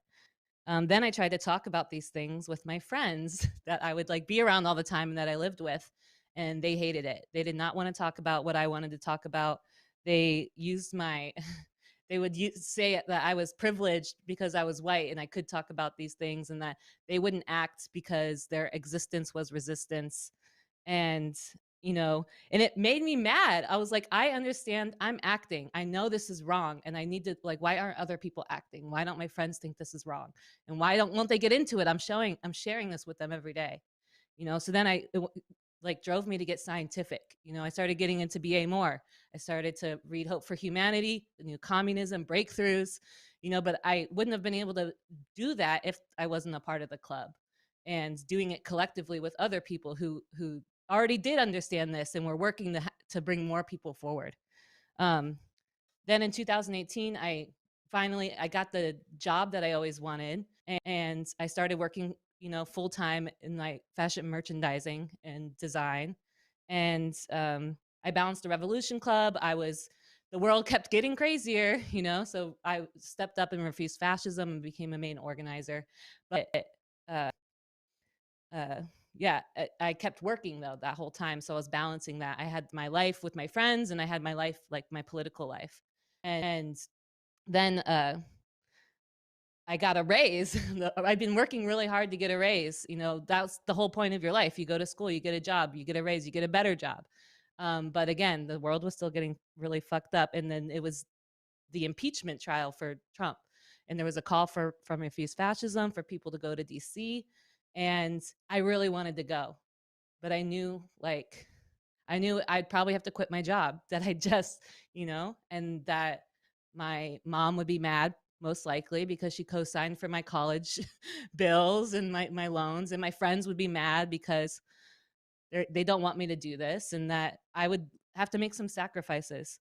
But then I looked at myself and I was like, I'm really thinking about all this, all this, like just thinking about myself honestly, when, I saw the greater need for people to act, and not just act, but to lead other people to act. And I knew that that's like what I needed to do. So I did. I quit my job. I went to DC. I joined the tour after being in DC, back in LA. And then, it's just so important that this tour gets funded, because there's so many people out there that are like me. They are just doing their own thing. They're looking out for themselves. It's what you're told to do your whole fucking life, but you can, your sights can be, your head can be raised, your sights broadened, your aspirations hired to like the emancipation of humanity. But, like through this, it took a lot of struggle. And BA's leadership was like core, like right in the middle of all of that. And this new piece has like tremendous potential to break a lot of people out of some bullshit, like I was in some bullshit, and there's tremendous potential. So this tour really needs to be supported. Thank you, Chantel. So we've raised $17,765. Thank you to everyone giving. Keep giving. Now we're going to hear from Luna. So why don't you go ahead?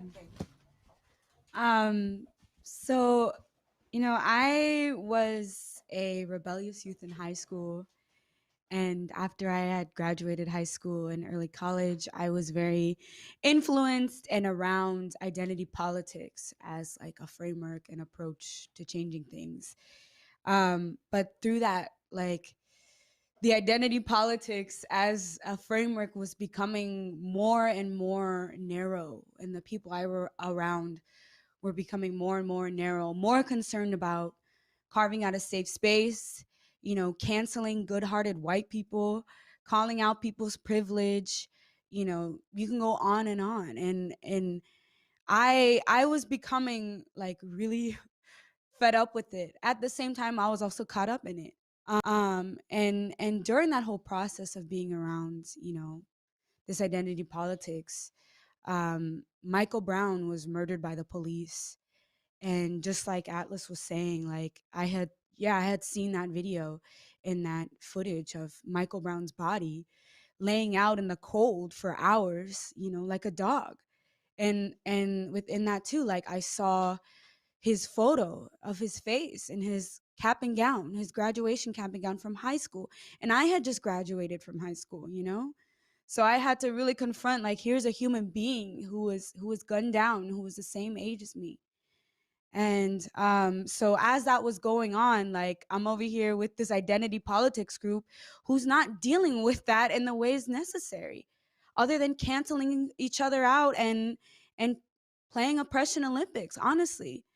And so I disbanded from that, group of people, and I transferred to an elite university, but I was still agonized about the situation in the world. I was still agonized about the fact that Black people were being murdered by the police.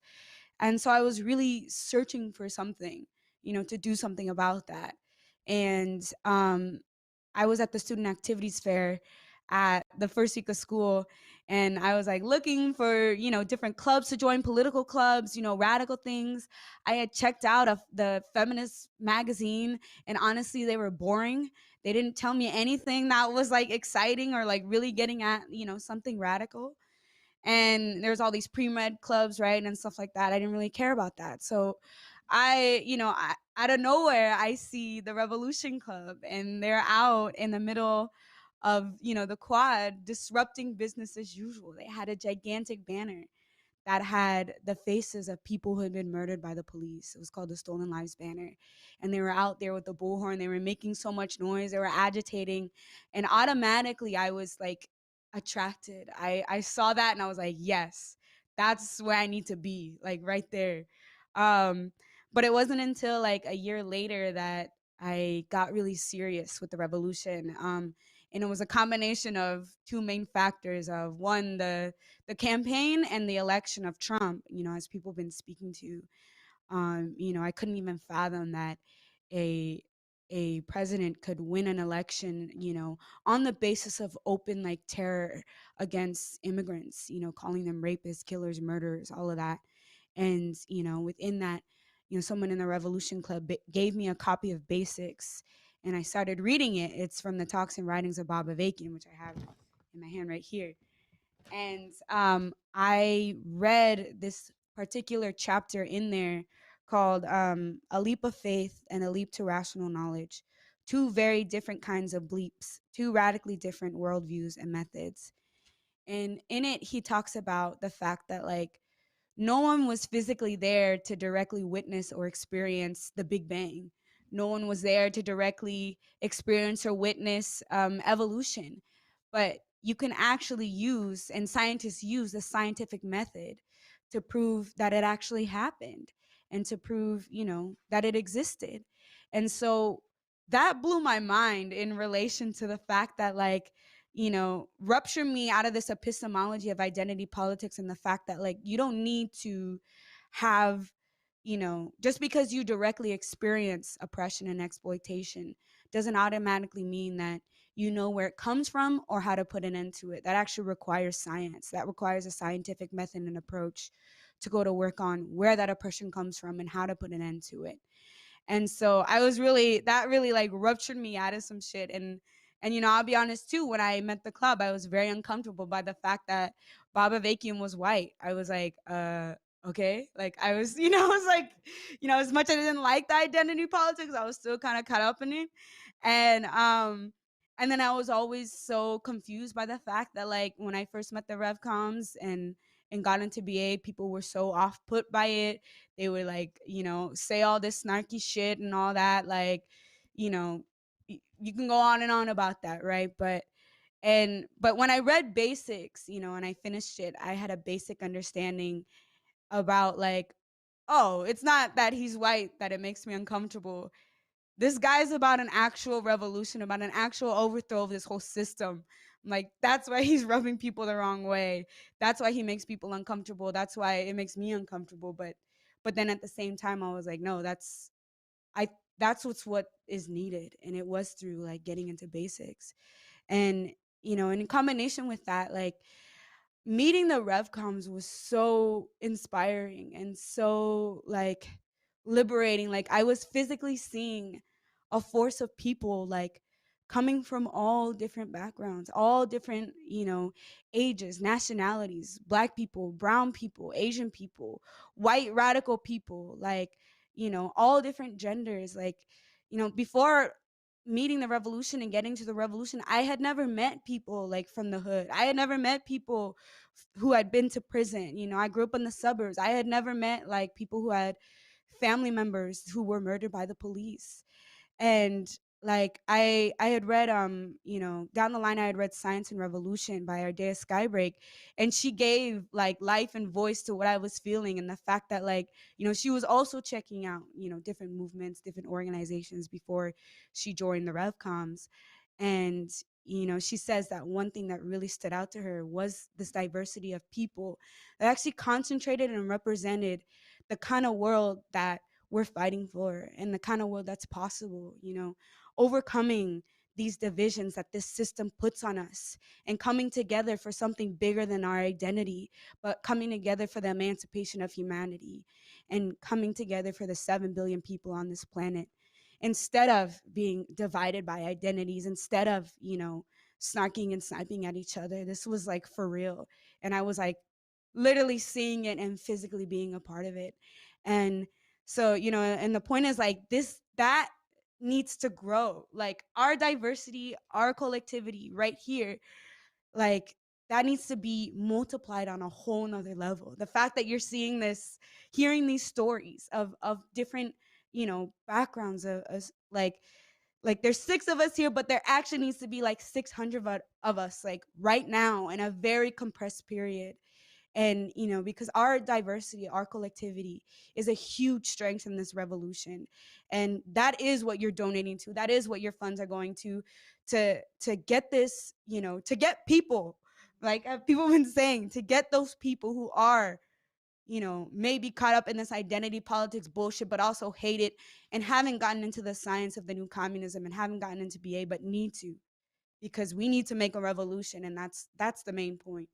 And so that's why I'm a part of this tour. That's why I've stuck with this revolution. Luna, and it's why people should contribute, because we got to get a much bigger studio to fit those 600 people in. No, I'm playing. So, we're going to hear from Michelle in just a minute. I do want to say, just two things real quick. So I announced earlier that we got a $5,000 donation. They heard me announce it and they were like, but y'all better match it. So just to clarify, that $5,000 donation is actually, it's a very generous donation, but it's also a challenge. So I appreciate that. I think everyone watching should appreciate that. So in order to get there, in order to meet that match, we'd have to raise $21,959, and we are at $17,765. So let's do some work here all together. Let's raise those funds to make good, I think, on what people have said here. So Michelle, why don't you speak? Yeah. Oops. Okay.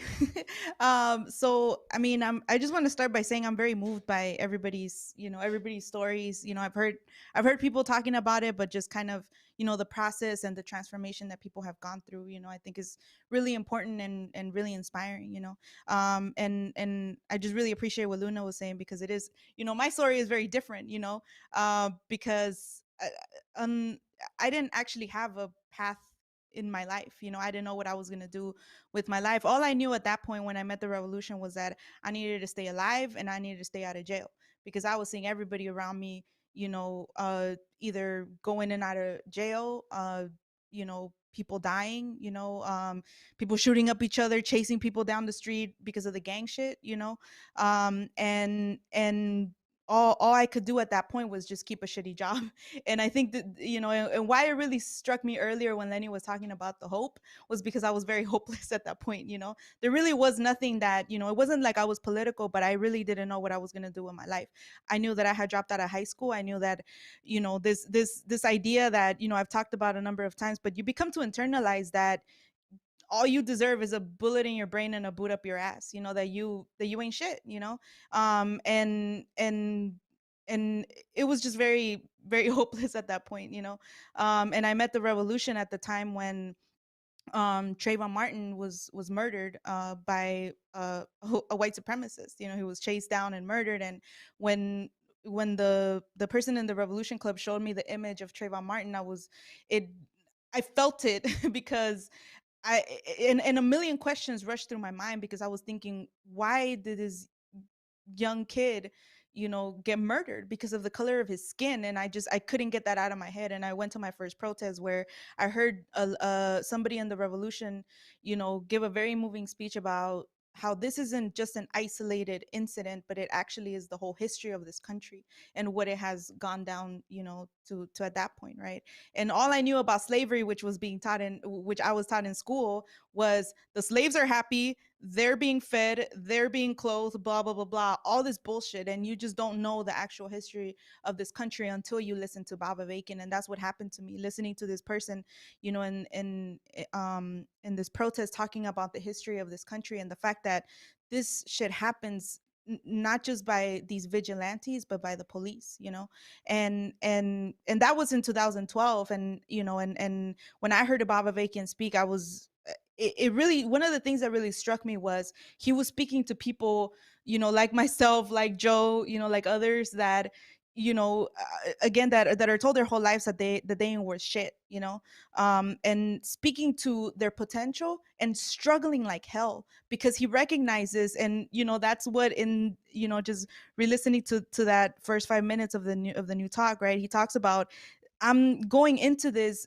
not because he's trying to like jack people up or something, but because he sees the potential in people to actually transform, and that potential that I didn't actually know existed in me, that for so long I fought against, because all I thought that I could do was just like, okay, I'll help with the revolution, I'll run around, I'll pass out flyers, this and that, but there was some things I had to confront about my own potential and actually fighting through on actual difficulties, you know, in getting into theory and, you know, understanding a lot of things that are complex, but also have, you know, are when you actually do come to understand some things, you are kind of like, oh shit, you know, like it does become like not simple and like a whatever, but it's reality, you know. We could all come to understand it, right?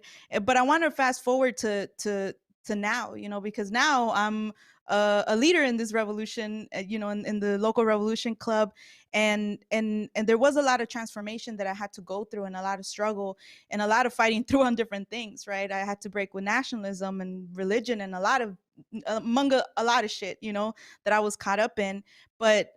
Um but through listening to this new talk and the moment that we're in, right, this challenge that, you know, there is to those people that right now don't even know about this revolution and need to step into it, but also to those of us that have been a part of this revolution, right, who, you know, we get to the point where, you know, like I said, the all of these things that I came to learn about this country, slavery, you know, Jim Crow, all of these things, that when Trump got into office, when Trump was elected, you know, I sat on the edge of my bed and I just cried because I thought all of my biggest fears, everything that I've learned about, that I've come to learn about the history of this country, the ugliness of, you know, Black people being hunted down and fucking, you know, murdered, all of this was gonna become reality, but on a whole, like, in a whole nother way, you know, and all of my nightmares were going to come a reality, you know. And here we are now in a situation where there is a lot of talk about a civil war, and a lot of people can get very sucked into and lost in all of the nightmare part of that, you know, which of course we can't ignore, and we can't like say, okay, we're not going to talk about that. But what is actually concentrated in this new talk, and what BA actually is going into, is the possibility of something very liberating, you know. And once I had to fight through on actually like, no, you got to confront this, no, you got to actually like fight through to understand what's in it and take responsibility to actually wrench that positive side out of this, you know. And that takes like a whole nother rupture of like, no, there is no going back to normal. Normal was never good, but you're not going to be able to just go about and live your life and fuck around and do whatever, or just stay in the level of like contributing to this revolution as I've been, but actually taking a whole nother level of responsibility, you know, because the times demand of it are screaming for this kind of you know, for people like us that are sitting here, you know, to actually go out and fight for this, you know, to apply what's in that talk, to actually struggle like hell with people that are just like us a few years ago, you know, that have that potential to actually transform, to get out of a lot of bullshit that they're caught up in, you know, just like Chantel was saying, you know, trying to get a job, trying to get a raise, this and that, and then you come to confront, what the fuck am I thinking about, you know? And that, you know, I'm saying that all to say that that transformation, that struggle doesn't end once you put on the shirt, you know, it continues. And as the times, you know, get heavier, and as things, you know, continue to develop, it's there, and we have to continue to fight through. But just like Chantel said, at the core of all of that struggle, BA's leadership has been so crucial to that. I wouldn't be sitting here a leader in this revolution if it wasn't for Bob Avakian. And the way, you know, I thought what Lenny was saying about, he doesn't lose sight of, you know, struggling with, you know, those most oppressed, not because he's trying to be like, oh, you poor thing, but because he actually sees the potential in people to rupture out of shit that they're caught up in. That's the same system that's like training people, you know, that I fucking internalized for so long, that I was stupid and that I couldn't like amount to anything, you know, like, and breaking with that shit. Why? Because, you know, because humanity is demanding of it, you know, and because BA sees, you know, what's in that new talk, you know, and he does speak in this new talk about the hopelessness that a lot of people feel, you know, like a lot of people like me 10 years ago, you know, feeling hopeless, not seeing a path within all of this, and just trying to, get their anger out on each other, or however it is that people are caught up in. This is what your funds are going to, this is, the people that are continuing to have this transformation, that are continuing to struggle through things, that are fighting like all hell to apply what's in that new talk and going out and trying new things and, and experimenting, but all really clearly in mind, we got to make this revolution. We got to bring forward hundreds of trained leaders in this moment, hundreds of Michelles, hundreds of Lunas, hundreds of Atlases, all these people here, like, of course, they're not going to be just like us. They're going to be very different, right? But the potential is there, and I think that what really brought forward in these stories is the fact that we didn't come out of the womb going, oh, we're communists. We were caught up in all kinds of shit, and meeting the revolution. And where would our lives be right now if we would have not had, gotten into the leadership of BA? We wouldn't have gone through those transformations, like what, I'm not just trying to hype us all, that are sitting here, but our lives are actually, what we're doing with our lives and what we're dedicating our lives to is the most important thing that anybody can be dedicating their lives to, and that doesn't happen from, okay, today I met the revolution and tomorrow I'm going to be like Michelle, like it takes transformation, but we don't have all the time in the world. We have to accelerate that process. We don't have 10 years, like as long as it took me, so this is what your funds are going to, this is what, to as Pro said, to find, to go and struggle with those people that are out there right now, caught up in a lot of bullshit, to actually get with this revolution. Yeah, I think one of the things I keep thinking as we're all sitting here, hearing each other, talking with each other, is kind of like the people on this revolution tour are so special. And they're not that fucking special. Exactly. And that there's a lot of people like this out in society that we have to go, and there's too much of a situation where people encounter this revolution by accident. This needs to be a force and a pull throughout society, repolarizing things, attracting the people like the Atlases a few years ago who actually wanted some answers so that people know about and can find this. Right, so that is going to take funds to fund the Revolution Tour, to fund the RNL, the Revolution Nothing Less show that can actually reach, yes, around the world and be a real pole planted in this, in this country as a revolutionary force on social media. All of this. So I just, this is really important, and I think an important strength, and people can see the glimmer of what this, can see what this tour is and a glimmer of what it can bring forward. So a couple updates, and I just want to let people know. So we, wait, that paper go. So we got, okay, sorry. We got a very generous $2,400 donation while we were sitting here, and an additional $400 donation. And that's pushed us, and another $200 donation. So we're now at $20,765. And what we're aiming to do before we end, we've got another segment to get into, but we want to meet that $5,000 match before we end here today. So we want to get to a total of $21,959. So that is about another, we can do this, y'all. We need to raise another $1,194 before we end here today. So that means call some people, get on the phone, get those $10 donations, those $500 donations, whatever you can give, whatever you can ask people to give. This can add up, all of us together, just like you're seeing here. All of us together add up something even greater than us individually. That's definitely true in the realm of fundraising. So, okay, so now we're going to go into a segment where you're going to hear a poem from a RevCom poet, a revolution rhyme for this historic time. And the poem, like I said, was written by a RevCom poet. It's delivered by Miles Soleil, a revolutionary and an artist and musician from New York. And the video was made by Atlas from the RNL, the Revolution Nothing Less show. So we're going to play that, and then when you come back, we'll talk more about this poem and what we're aiming to do with it and how you can be part of that. A revolution rhyme for this historic time. Some still think it's smart to act a fool with make-believe cool, to mock and stalk and kill each other, using and abusing one another, selling women, slanging dope, chasing money, squashing hope, when what we really need is heart to fight for what is right and know how to overthrow that big-time enemy that keeps us all from being free. This system, with its savage power, keeps us down, makes life sour. To hell with politicians posing as our friends. With them, this nightmare's never gonna end. And the living dead who straight up hate us, twisted fascist zombie brains. Prejudice makes them insane, like orange-head Donald Trump, that woman-hating racist chump.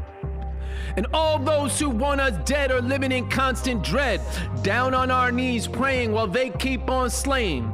The police who slaughter, suffocate and smother, then do it to another and smirk with a vicious grin when we kill each other again. With this shit we're done. There's nothing ever really won. It's time to quit. Revenge, that endless cycle. Kids can't play or ride their bicycle. So let's go for the real solution. Get with the revcoms, revolution. Get thousands, then millions just like us. Don't let the capitalist powers psych us. Get us making bad decisions when there's the science, strategy, and plan, leadership, and vision from, no lie, an old white man. B.A. Bob Avakian. He's for real, not faking it. Revolutionary from the days with the Black Panthers. He's kept on deeper this whole time after. There's a real chance coming to get free because those who rule us are now at each other's throats. But will we dare to make the most of this rare time we're living in? It's harder now to fool us with their talk of democracy for all. Their system needs to fall. We've got the science to school us. Their whole thing's ripping apart. But do we have the heart to rise above this shit and get ourselves fit to do what cries out to be done with so much that could be won? We need to get busy. Make the oppressors dizzy as we get organized and ready, working steady for the hour to bring our power. If you're black or brown or any other color, show that you've got the valor, the heart to fight for what is really right. Don't listen to any mess about going for something less than bringing down this system and the clowns who front for it. They're not fit to rule the earth. Their system's worth less than the foulest trash. We need to smash it, break it apart, heal the scars from living how they've had us. So join with the ones that next street over. No more trying to blast us. Unite with people far and wide. Sisters, brothers, all justice lovers who can be on our side. These capitalist oppressors, cold-blooded aggressors, even with all their guns, the time has come to work so we can put them on the run. Fighting together to put an end to all their madness and begin to make a world, a way worth living, a new day, a better way to be, emancipation for humanity.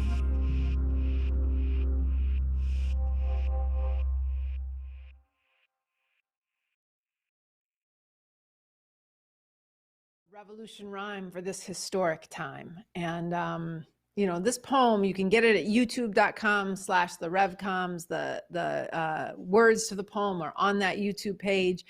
And I think, you know, you get a feeling from this. I mean, there's the beauty in the poem. There's the kind of struggle it's waging with people.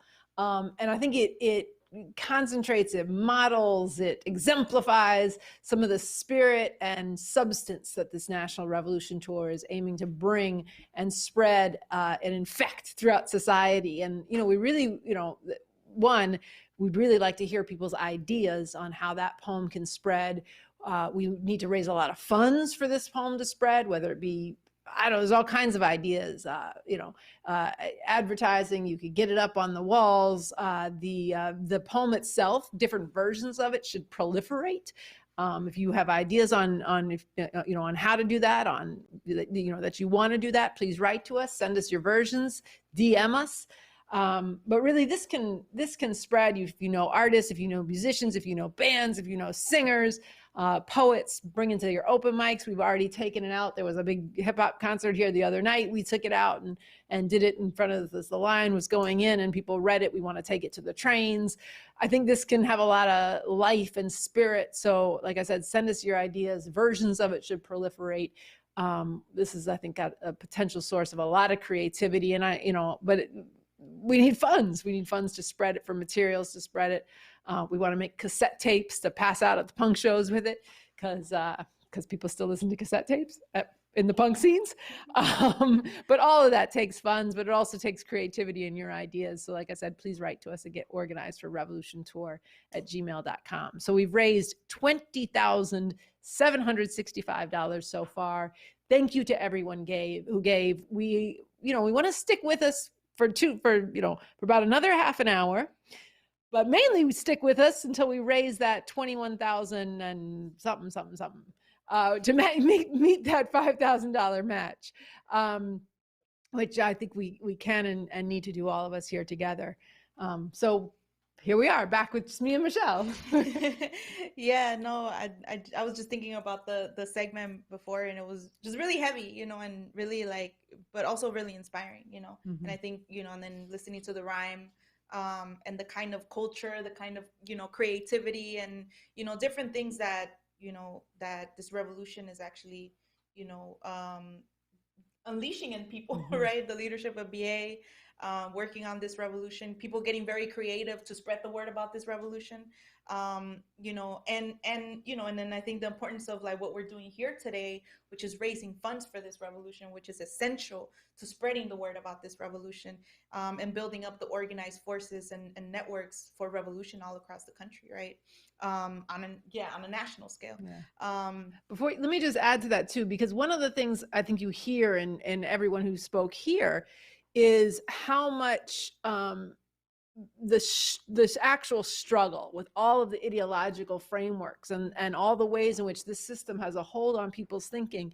Look, raising funds is a part of how you spread this revolution and go wage that struggle with people, because then people have to make decisions about where they're going to sacrifice, what's worth it, right? So how much this fundraising is essential. I mean, like you just said, to building up the organized networks of revolution and even the process of revolution, how we have to go wage that struggle with people.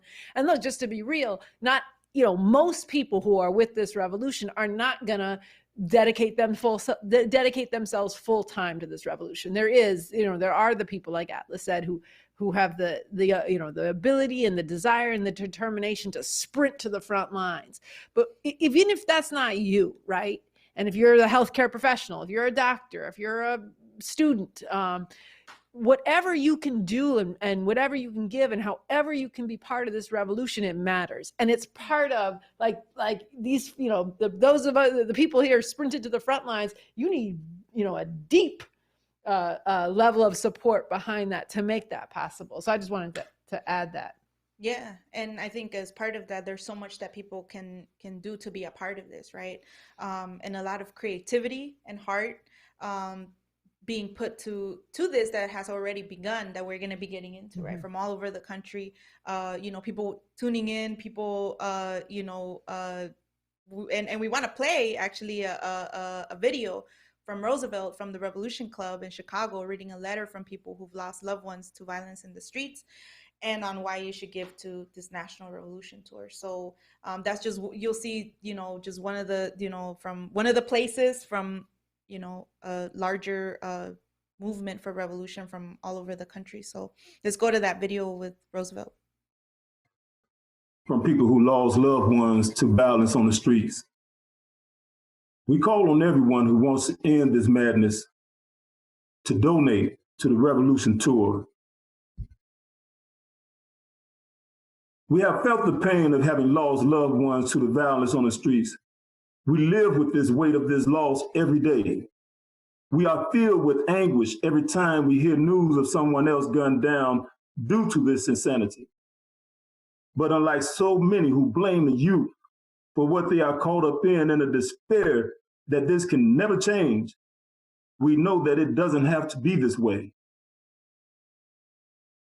We know the truth of what Bob Avakian, BA, says, that one of the monstrous crimes of this system is the way this system messes people up and gets them thinking and acting in messed up ways, and especially how this system denies the youth a decent future, forcibly confines so many in miserable condition and gets them caught up in fighting and killing each other. BA has forged a way out of this madness through revolution. And there are people actively working now to make that real on a National Revolution Tour at the heart of a strategy to bring forth and organize a revolutionary force of thousands and then millions from many different parts of society, and especially youth, whose anger, frustration, and desperation to make a mark in this world and be respected needs to be and can be transformed into determination to put an end to this system and to bring a radically different and much better world into being, to become emancipators of humanity. We call on everyone who wants to end this madness to donate to this tour. Signed, Hank Brown, Roosevelt Burrell, Gloria Pinax, John Packard, and I'm certain that many more wish they could have signed or would sign. So thank you for that from Roosevelt and the others in the Revolution Club in Chicago. You can get that video on our YouTube channel, youtube.com/therevcoms, @revcom.us.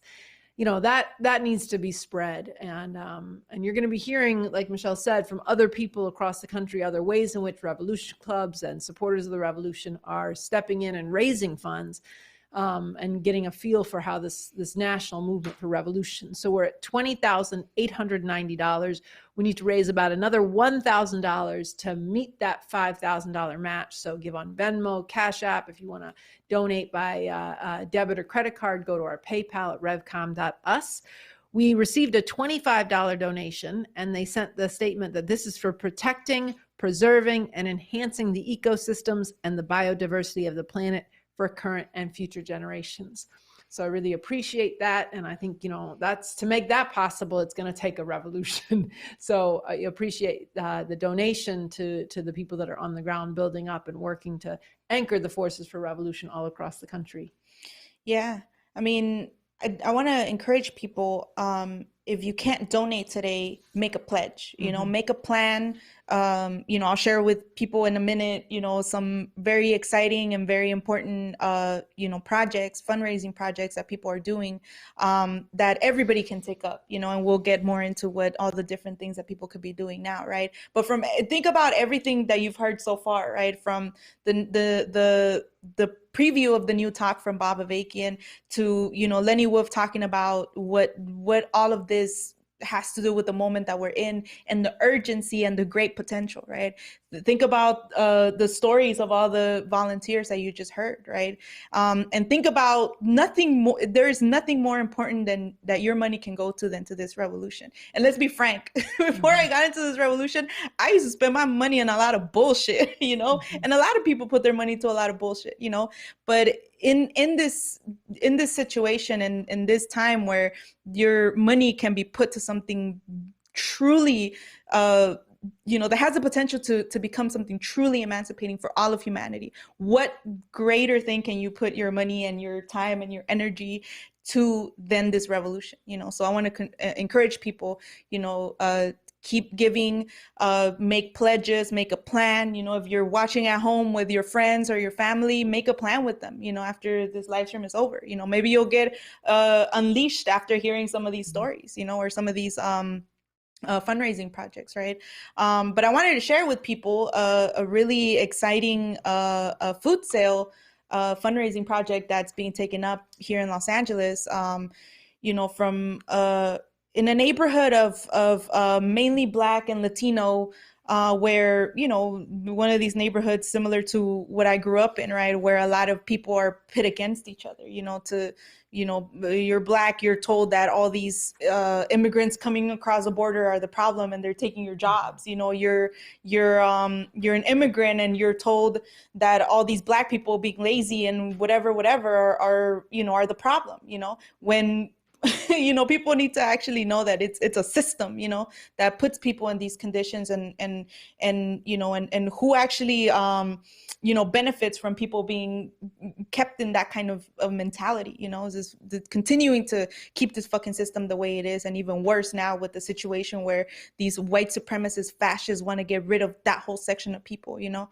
And so, you know, in a neighborhood like this, you know, people are being brought together, you know, through this revolution, to sell Mexican food, you know. And this was initiated by somebody working with the revolution, you know, a Black person, you know, who has been very, very excited and is very unleashed around spreading the word about this revolution, and heard about this fundraise, you know, our $30,000 goal, and wanted to throw in some way, right? And has held a food sale before, that was more like soul food, barbecue, you know. And so, and this time around, he wanted to broaden out the audience, you know, and he was thinking about his community and his neighbors, you know, who are a lot of Latino masses, and thought, okay, well, let's make some Mexican food, you know. And one of the things he said was, I don't know how to make Mexican food. I know people look for tamales this time of the year, you know, so let's make tamales and let's raise some money, you know.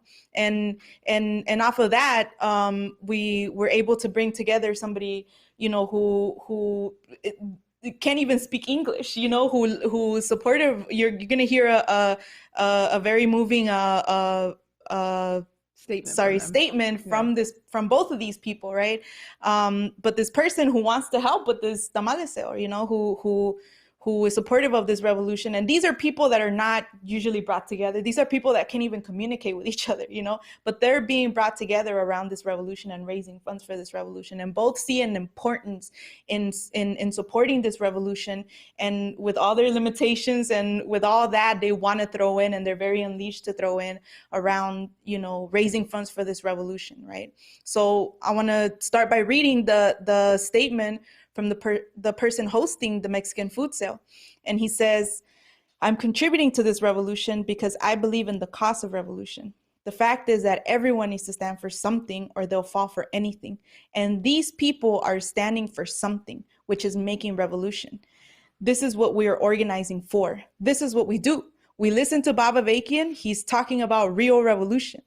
Everyone who wants to fight for this revolution needs to contribute. And this is why I'm contributing. So thank you for that. You know, it's going to be very exciting, you know, bringing people together, cooking Mexican food, and going out and spreading the word, and, you know, bringing other people together, right? And this is a statement from the volunteer cook for this Mexican food sale. So she sent her statement in Spanish, which I'm going to read in Spanish, and then I'm going to translate right after. So she says, estoy contribuyendo a esta campaña de recaudación de fondos para la revolución, porque el mundo donde vivimos es un horror para los 8,000 millones de personas, y todo es por este sistema. Lo que la gira revolución está haciendo en estos tiempos es muy importante y necesita mucho más apoyo de personas que odian la opresión y quieren ver un mundo mejor para la humanidad. Por eso estoy contribuyendo hoy, y quiero llamar a otros que contribuyan con donaciones o de otras formas. So she says, I'm contributing to this fundraising campaign to raise funds for the revolution because the world we live in is a nightmare for the 8 billion people of the world. And this is all because of this system. The work the National Revolution Tour is doing in this time is very important and needs to be a lot more support from people who hate oppression and want to see a better world for humanity.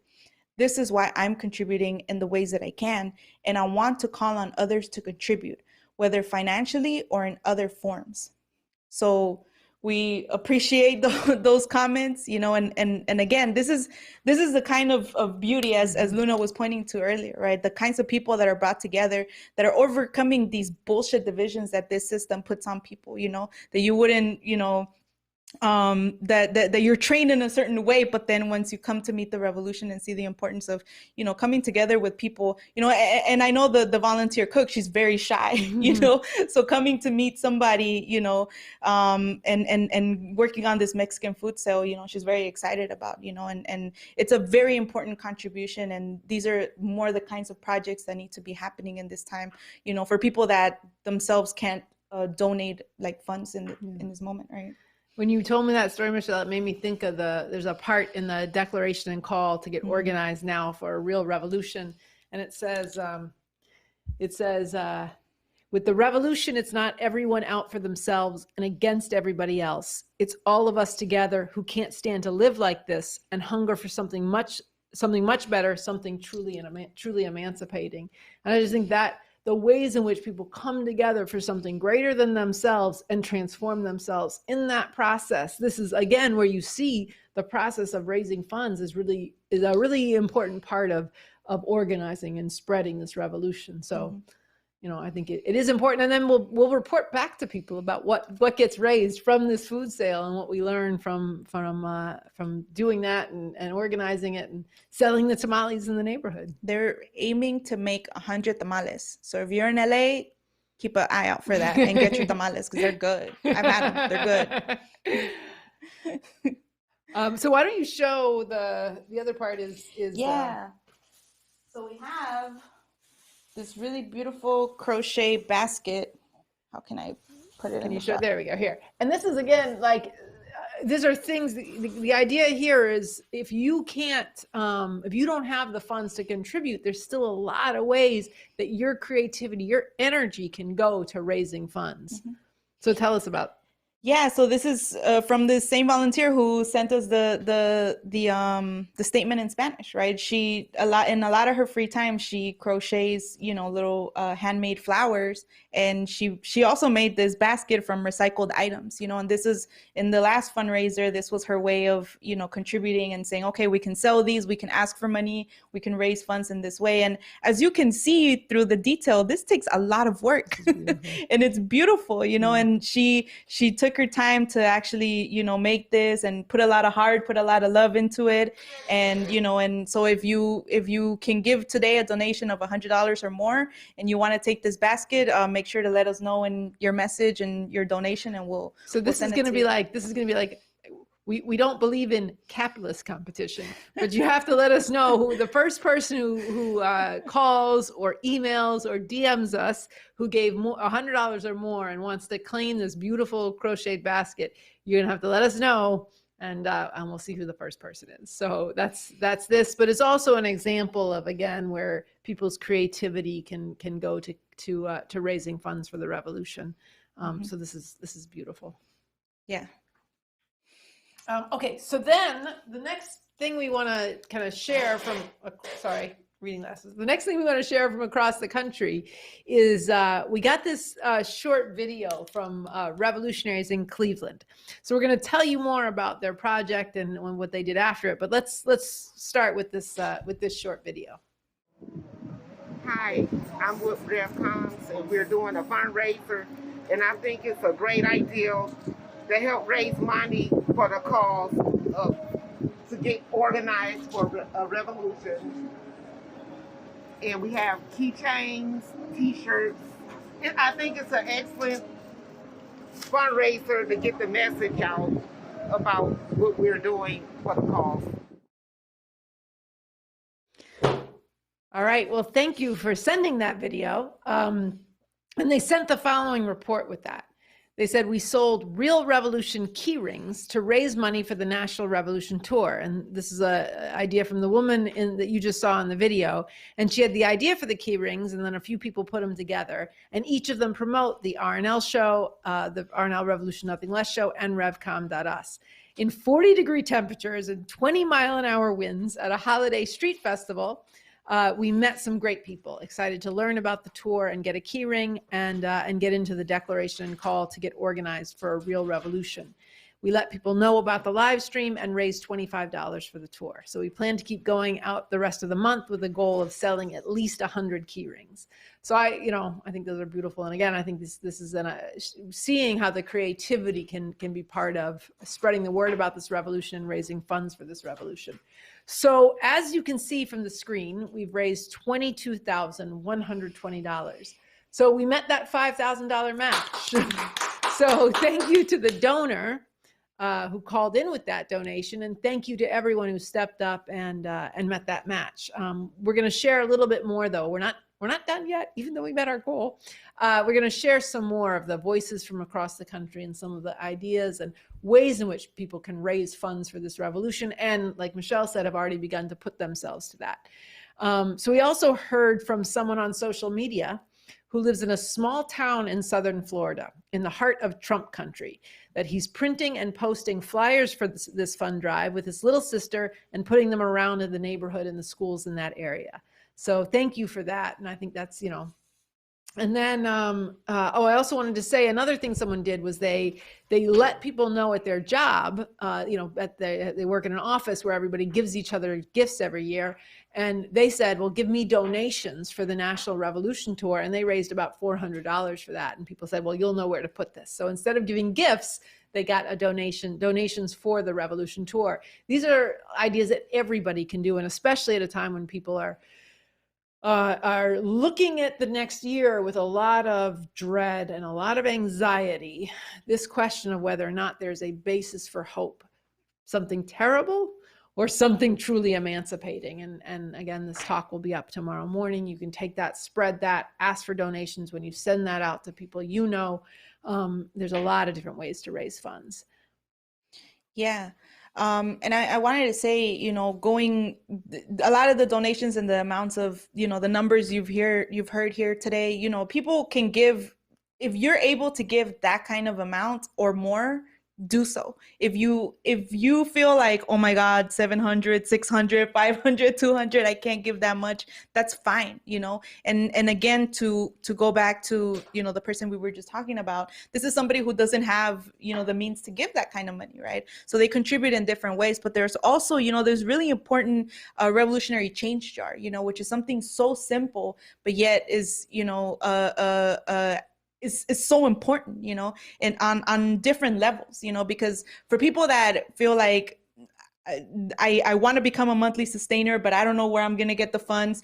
This is a way that people can actually do that, you know, and again, it's a way that we can count on, you know, certain funds coming in every month, right? And you're going to see a tutorial from our TikTok on how to make these revolutionary change jars that you can make at home. You watching us here right now, you can make from home and actually put it out and raise funds, right? But the idea of the revolutionary change jar is to have a jar where you every day, you know, you do your daily stuff and you come home and you have change in your pockets, you empty out your change, you put it on your change jar, and not just you, but you leave it in front of your house, you know, everybody coming in for the holidays, you know, tell them, you know, I'm having this revolutionary change jar, drop whatever change you have in your pockets. It's, you know, and have a pamphlet or a brochure of the Revolution Tour, which is available on revcom.us, and you can print out yourself and you can give to people that are donating. You know, this is what your change, this is what your donation is going to you know, to actually spread this revolution, right? And you can have it out there. You can take it with you, right? If you're going to work, if you're going, you know, whatever, you're going on vacation, on a road trip this, you know, this holiday season, you can take it with you, and, you know, everybody you meet, hey, you know, give some change for the revolution. You know, this is a meaningful way that you can actually contribute and actually spread the word about this revolution, you know, and become a monthly sustainer in this way, even if you don't have a set amount that you can give every month, but you want to become a monthly sustainer. This is a way that you can actually, you know, take this up and be a part of raising funds, right? So again, every amount, whether very in the numbers you've been hearing today, and also the very small amounts, right? In those jars, I probably don't collect like $5-6 or whatever, $7, you know, but all of that actually like matters, you know? And so, but I want to go now to showing this video of this TikTok on how you can make this revolutionary jar at home. Today I'm going to be doing a short tutorial on how to make a revolutionary change jar. This is one of many ways to raise funds for the revolution that is so urgently needed and absolutely possible. I'm going to be decorating a mason jar with scrap pieces of paper that I'm writing our Venmo and CashApp on, as well as stickers from the Revolution clubs. I'll be taping it all down. You can get really creative with this and attach some of your own art. I'm keeping it simple for the demo, but I had fun. I'm also repurposing a flyer I found with the QR code to the declaration and call to get organized now for a real revolution. So when people encounter this jar, they can directly go and read more about the mission that we are on. People like to take these jars to their favorite coffee shops, or go door to door in their apartment complex asking for donations, or simply set it by their front door so when they have parties or their guests come over, they can tell them about the revolution, spread the word, and actually contribute to funding the revolution. Here's the finished product. Duet it with your design. All right, so that is how you can make a revolutionary change jar, collecting change for the revolution. Like Michelle said, taking them everywhere. And if you do this, please write to us with what your thoughts are, what your experience is. If you're asking for funds for the revolution and people have questions that you don't know how to answer, there's people here, you can rely on. We are anchoring a national movement for revolution with this revolution tour. So write to us. If you want to have a house party for the holidays, COVID safe, on your porch. But if you want to bring people together to raise funds for the revolution, and you want to have someone here do the fund pitch, then we can Zoom in. We can come into your party via Zoom and make the pitch. There's a lot of ideas, a lot of ways that we can gather together our strengths, our creativity to raise the necessary funds. So I want to read some revolutionaries in Texas got together and they pooled their donations to raise $735. And they would like that to be a matching challenge from Texas. So this is a good message, I think, going forward in these next days. It really matters that there's people in Texas putting a challenge out to people all across the country to raise funds for this revolution. So there's a couple messages that came with this, and here's an excerpt from one of them. They said, things are unnecessarily difficult for people in the US, and the RevComs are calling things out from a perspective that can actually bring about change. I'm in Texas, where a lot of backwards ideas are being cemented into law. So I'm donating $100 because we need more revolutionary ideas in the public sphere. And then someone else said, so many people feel something is deeply, deeply wrong with the world. Many people either put their head down and put providing for themselves and their family in an immediate way first, while others are paralyzed with apocalyptic anxiety. Still others take to the streets, go on hunger strikes, or try to encourage engagement with electoral politics as ways to beg the representatives of the rulers to know about and care about the masses of people who are abused by this system, about the children poisoned and killed, about the destruction of the earth in the name of profits. But revolutionary communists know that simply knowing and caring about these issues is not enough. And so a group of us in different locations in Texas sent this donation to support the National Revolution Tour, including their theoretical work, their work on the streets, and their work bringing the revolution to the people via their YouTube show. As it says on the Revolution site, let's get down to basics. We need a revolution, nothing less. So thank you for the people from Texas. That's a $735 collective donation and a challenge. And these comments will go up on revcom.us really soon, so people can take them, they can spread it, they can say, hey, y'all want to respond to this challenge coming from the revolutionaries in Texas?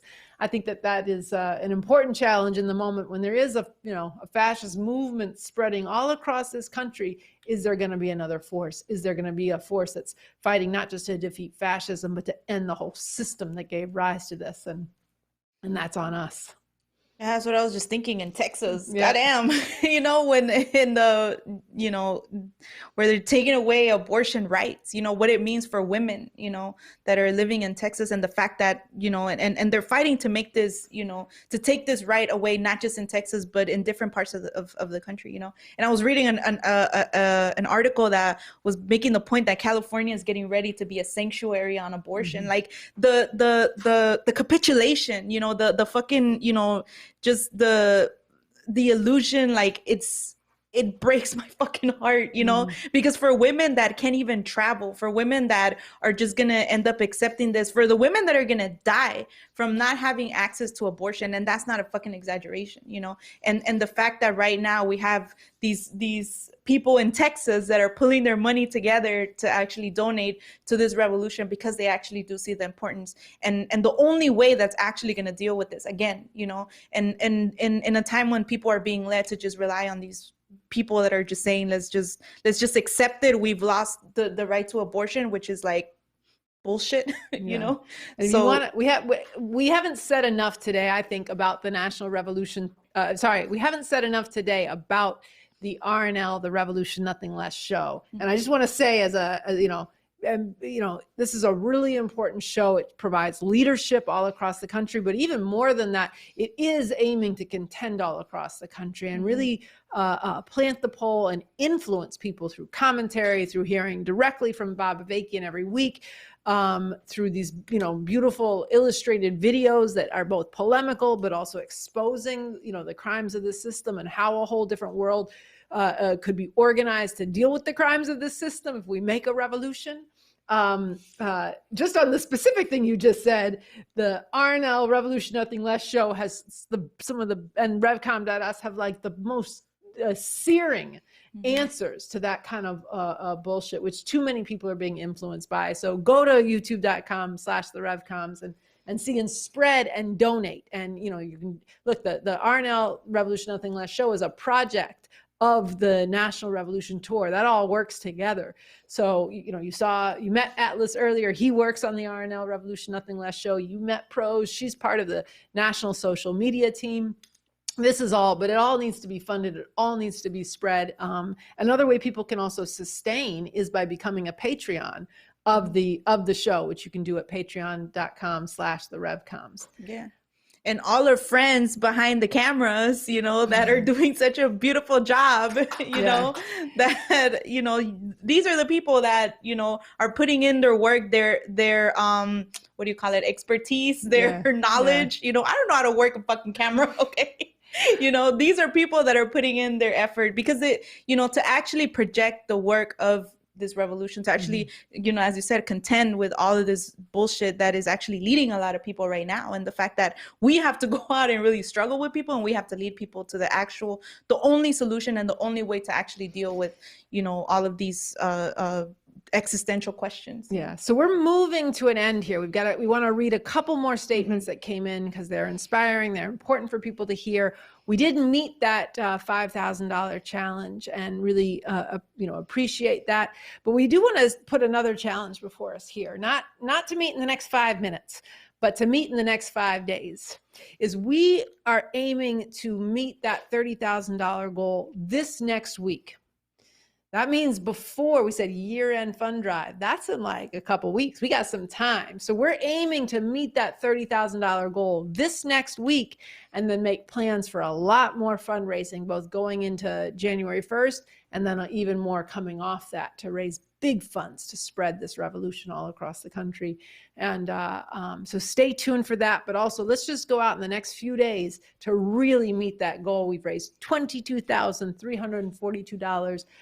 We're going to read a couple more statements and we're going to close out with this challenge for us in the next couple days. Yeah, I'm gonna read 2 statements, but before that, I want to make 2 points. One is this 30,000 is like bare minimum, to be able to sustain the basic needs of this tour.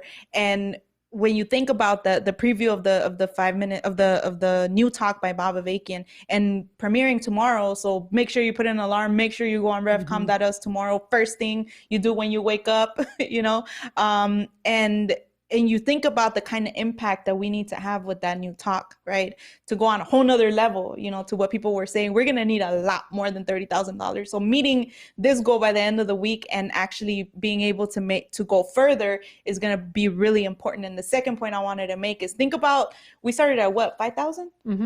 Think about how much we've raised in like 2-3 hours, think about the potential that is out there, and actually being able to raise even more money, and not just the people that have contributed today, which is so important and it matters that you contributed today, but the people that need to go and be reached out to, and as part of spreading this revolution, as part of actually bringing people into this revolution by donating and contributing their ideas, their creativity, this needs to spread. You who donated, you who's watching, you who follow us on social media or whatever, you need to go and get this out to people, so I just wanted to make those points. And so here's a statement from somebody who's donating $200, and they said, I'm donating $200 in addition to my previous donation, and will keep donating as I can, because there is nothing more important than getting out this revolution in every corner in such a way that everyone knows of it, and of it as the living, viable force and source of hope it is, as fast as possible. I am happy to be able to contribute to this, to raising donations from others, including people who know about it already and people who never even heard of it.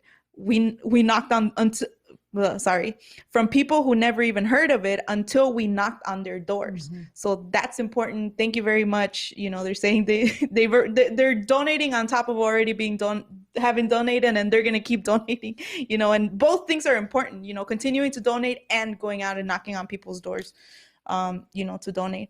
And then let me interject. Let me tell one of the Chicago things, and then we can decide if we've got time to read this. So we want to just a couple more things, and then we're gonna end in a minute. But there are some important things to share with people. So we got a statement from two people who are raising funds at craft fairs in Chicago. And they said, to contribute to the current fund drive, two crafters got a booth at a large holiday fair. One person crochets and the other makes jewelries. They said that they were putting humanity first to raise money, this time for the National Revolution Tour. They're not able to go to marches, but they wanted to make it possible for other people to be in the streets, so they know we have their backs, as well as supporting other aspects of the tour. So they went and got a variety of items like Humanity First buttons and stickers, posters, T-shirts, and then the jewelry and crocheted items they made. And then they're going to go to a spring flea market, other arts and crafts fairs. So that was a way that they wanted to contribute to the revolution. And do you want to read this? Yeah. Okay. So this is from somebody who donated $100. They said, from a friend who says, people need to know about this movement and the tour must be supported. I'm happy to be able to contribute to this, to raising donations from others, including people who already know about it and people who never heard of it until we knocked on their doors. Okay. This is a little repetitive, but yeah. And then there's somebody else who donated $1,000, and they said to keep going, for the Revolution Tour, to keep going, and this system needs change. So thank you to all of your donations. Thank you for your statements. Yeah, I mean, look, we've raised $22,342. So I think Michelle said we've raised, this is a significant amount of money that's been raised. Obviously, feeding into this live stream today, we've been together for just a little over 2.5 hours. But you see here the potential to go out and build the forces for revolution. You got to hear the very beginning part of this talk, as Michelle said, set your alarm. I'm going to read this is a lengthy statement, but it's a really inspiring statement from a high school student in the Revolution Club. And they said, hi, I'm a 17-year-old high school student with the RevComs, and I'm going to be talking about why it's so important to donate to the national tour to get organized for an actual revolution. I've been talking to people about donating to RevComs, and most people I've talked to tell me they're already donating to different causes, like clothes to charities, feeding the poor, treating serious diseases like leukemia. I think those causes are noble, but they are not getting to the root of any of those problems. If you think about that, all of these problems are caused by the system of capitalism, imperialism, or their ability to deal with them are impacted by the system of imperialism. Cancer treatment, for example, shouldn't cost hundreds of thousands of dollars, preventing people from getting life-saving treatment and putting people into crippling debt.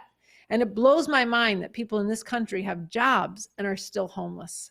It's a horrible disgrace that because of capitalism, millions of people in this country, billions of people around the world cannot afford basic necessities like food, shelter, and clothes.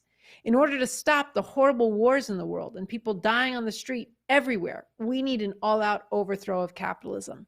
This system is immoral. It needs to go. Look, you could donate your money to tearing down this system instead of just tearing down some of the symptoms of this system. When you treat the symptoms of this blood-sucking system, but you don't get to the root of it, you allow all the horrible symptoms to continue. The RevComs are scientifically based and are working to actually overthrow this system, getting to the root of the problem. With the leadership of Bob Avakian, they have analyzed the problem and they know that the system is the problem. Everything BA says publicly, he has analyzed, he has thought about deeply. BA is not like these politicians that lie about the solution to the problems in society. BA is the real deal. Look, I live in a middle-class area that's pretty affluent. I have food and housing and my needs met. I'm aware of all that, but I'm not blind to the fact that in this world, the situation is beyond inequity. This system sucks labor and it causes the suffering of billions of people all around the world. There should not be entire countries and whole continents where people's basic needs are not met. And there are parts of this country where people's conditions are like the third world, and I don't think I'm doing nearly enough. You could donate a couple dollars or more, depending on how much you have. You can also collect money and spread the word. I myself have donated generously, but I know right now there's absolutely nothing more important that this money could be going towards. If you read or if you hear this and you know that all these problems are unjust, and I agree they are, instead of donating things that don't get to the root of the problem, donate to the National Get Organized for an Actual Revolution Tour. Go to revcom.us and donate. So thank you for those moving words.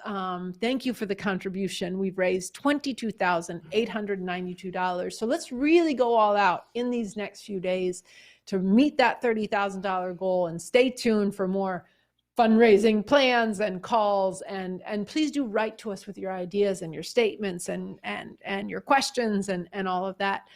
So I think we've had a pretty powerful live stream here. We've raised some important funds for the National Revolution Tour.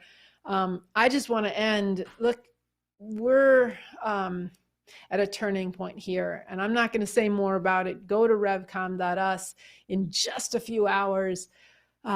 Read, listen to this talk that's coming online from Bob Avakian. And once again, the title of that is, and really think about what this title represents and concentrates: something terrible or something truly emancipating. Profound crisis, deepening divisions, the looming possibility of civil war, and the revolution that is urgently needed. A necessary foundation, a basic roadmap for this revolution, by Bob Avakian, revolutionary leader, author of The New Communism. So that's the work before us. That's the leadership we have to go to work with this. So thank you everybody for being part of this today. You are giving to and part of literally the most important thing for all of humanity, is a potential force for revolution to overthrow this system and bring a whole new world into being. So, I'll say thank you and good night. Yeah, no, I think that's an important way to end. Thank you and good night. We'll see you all soon.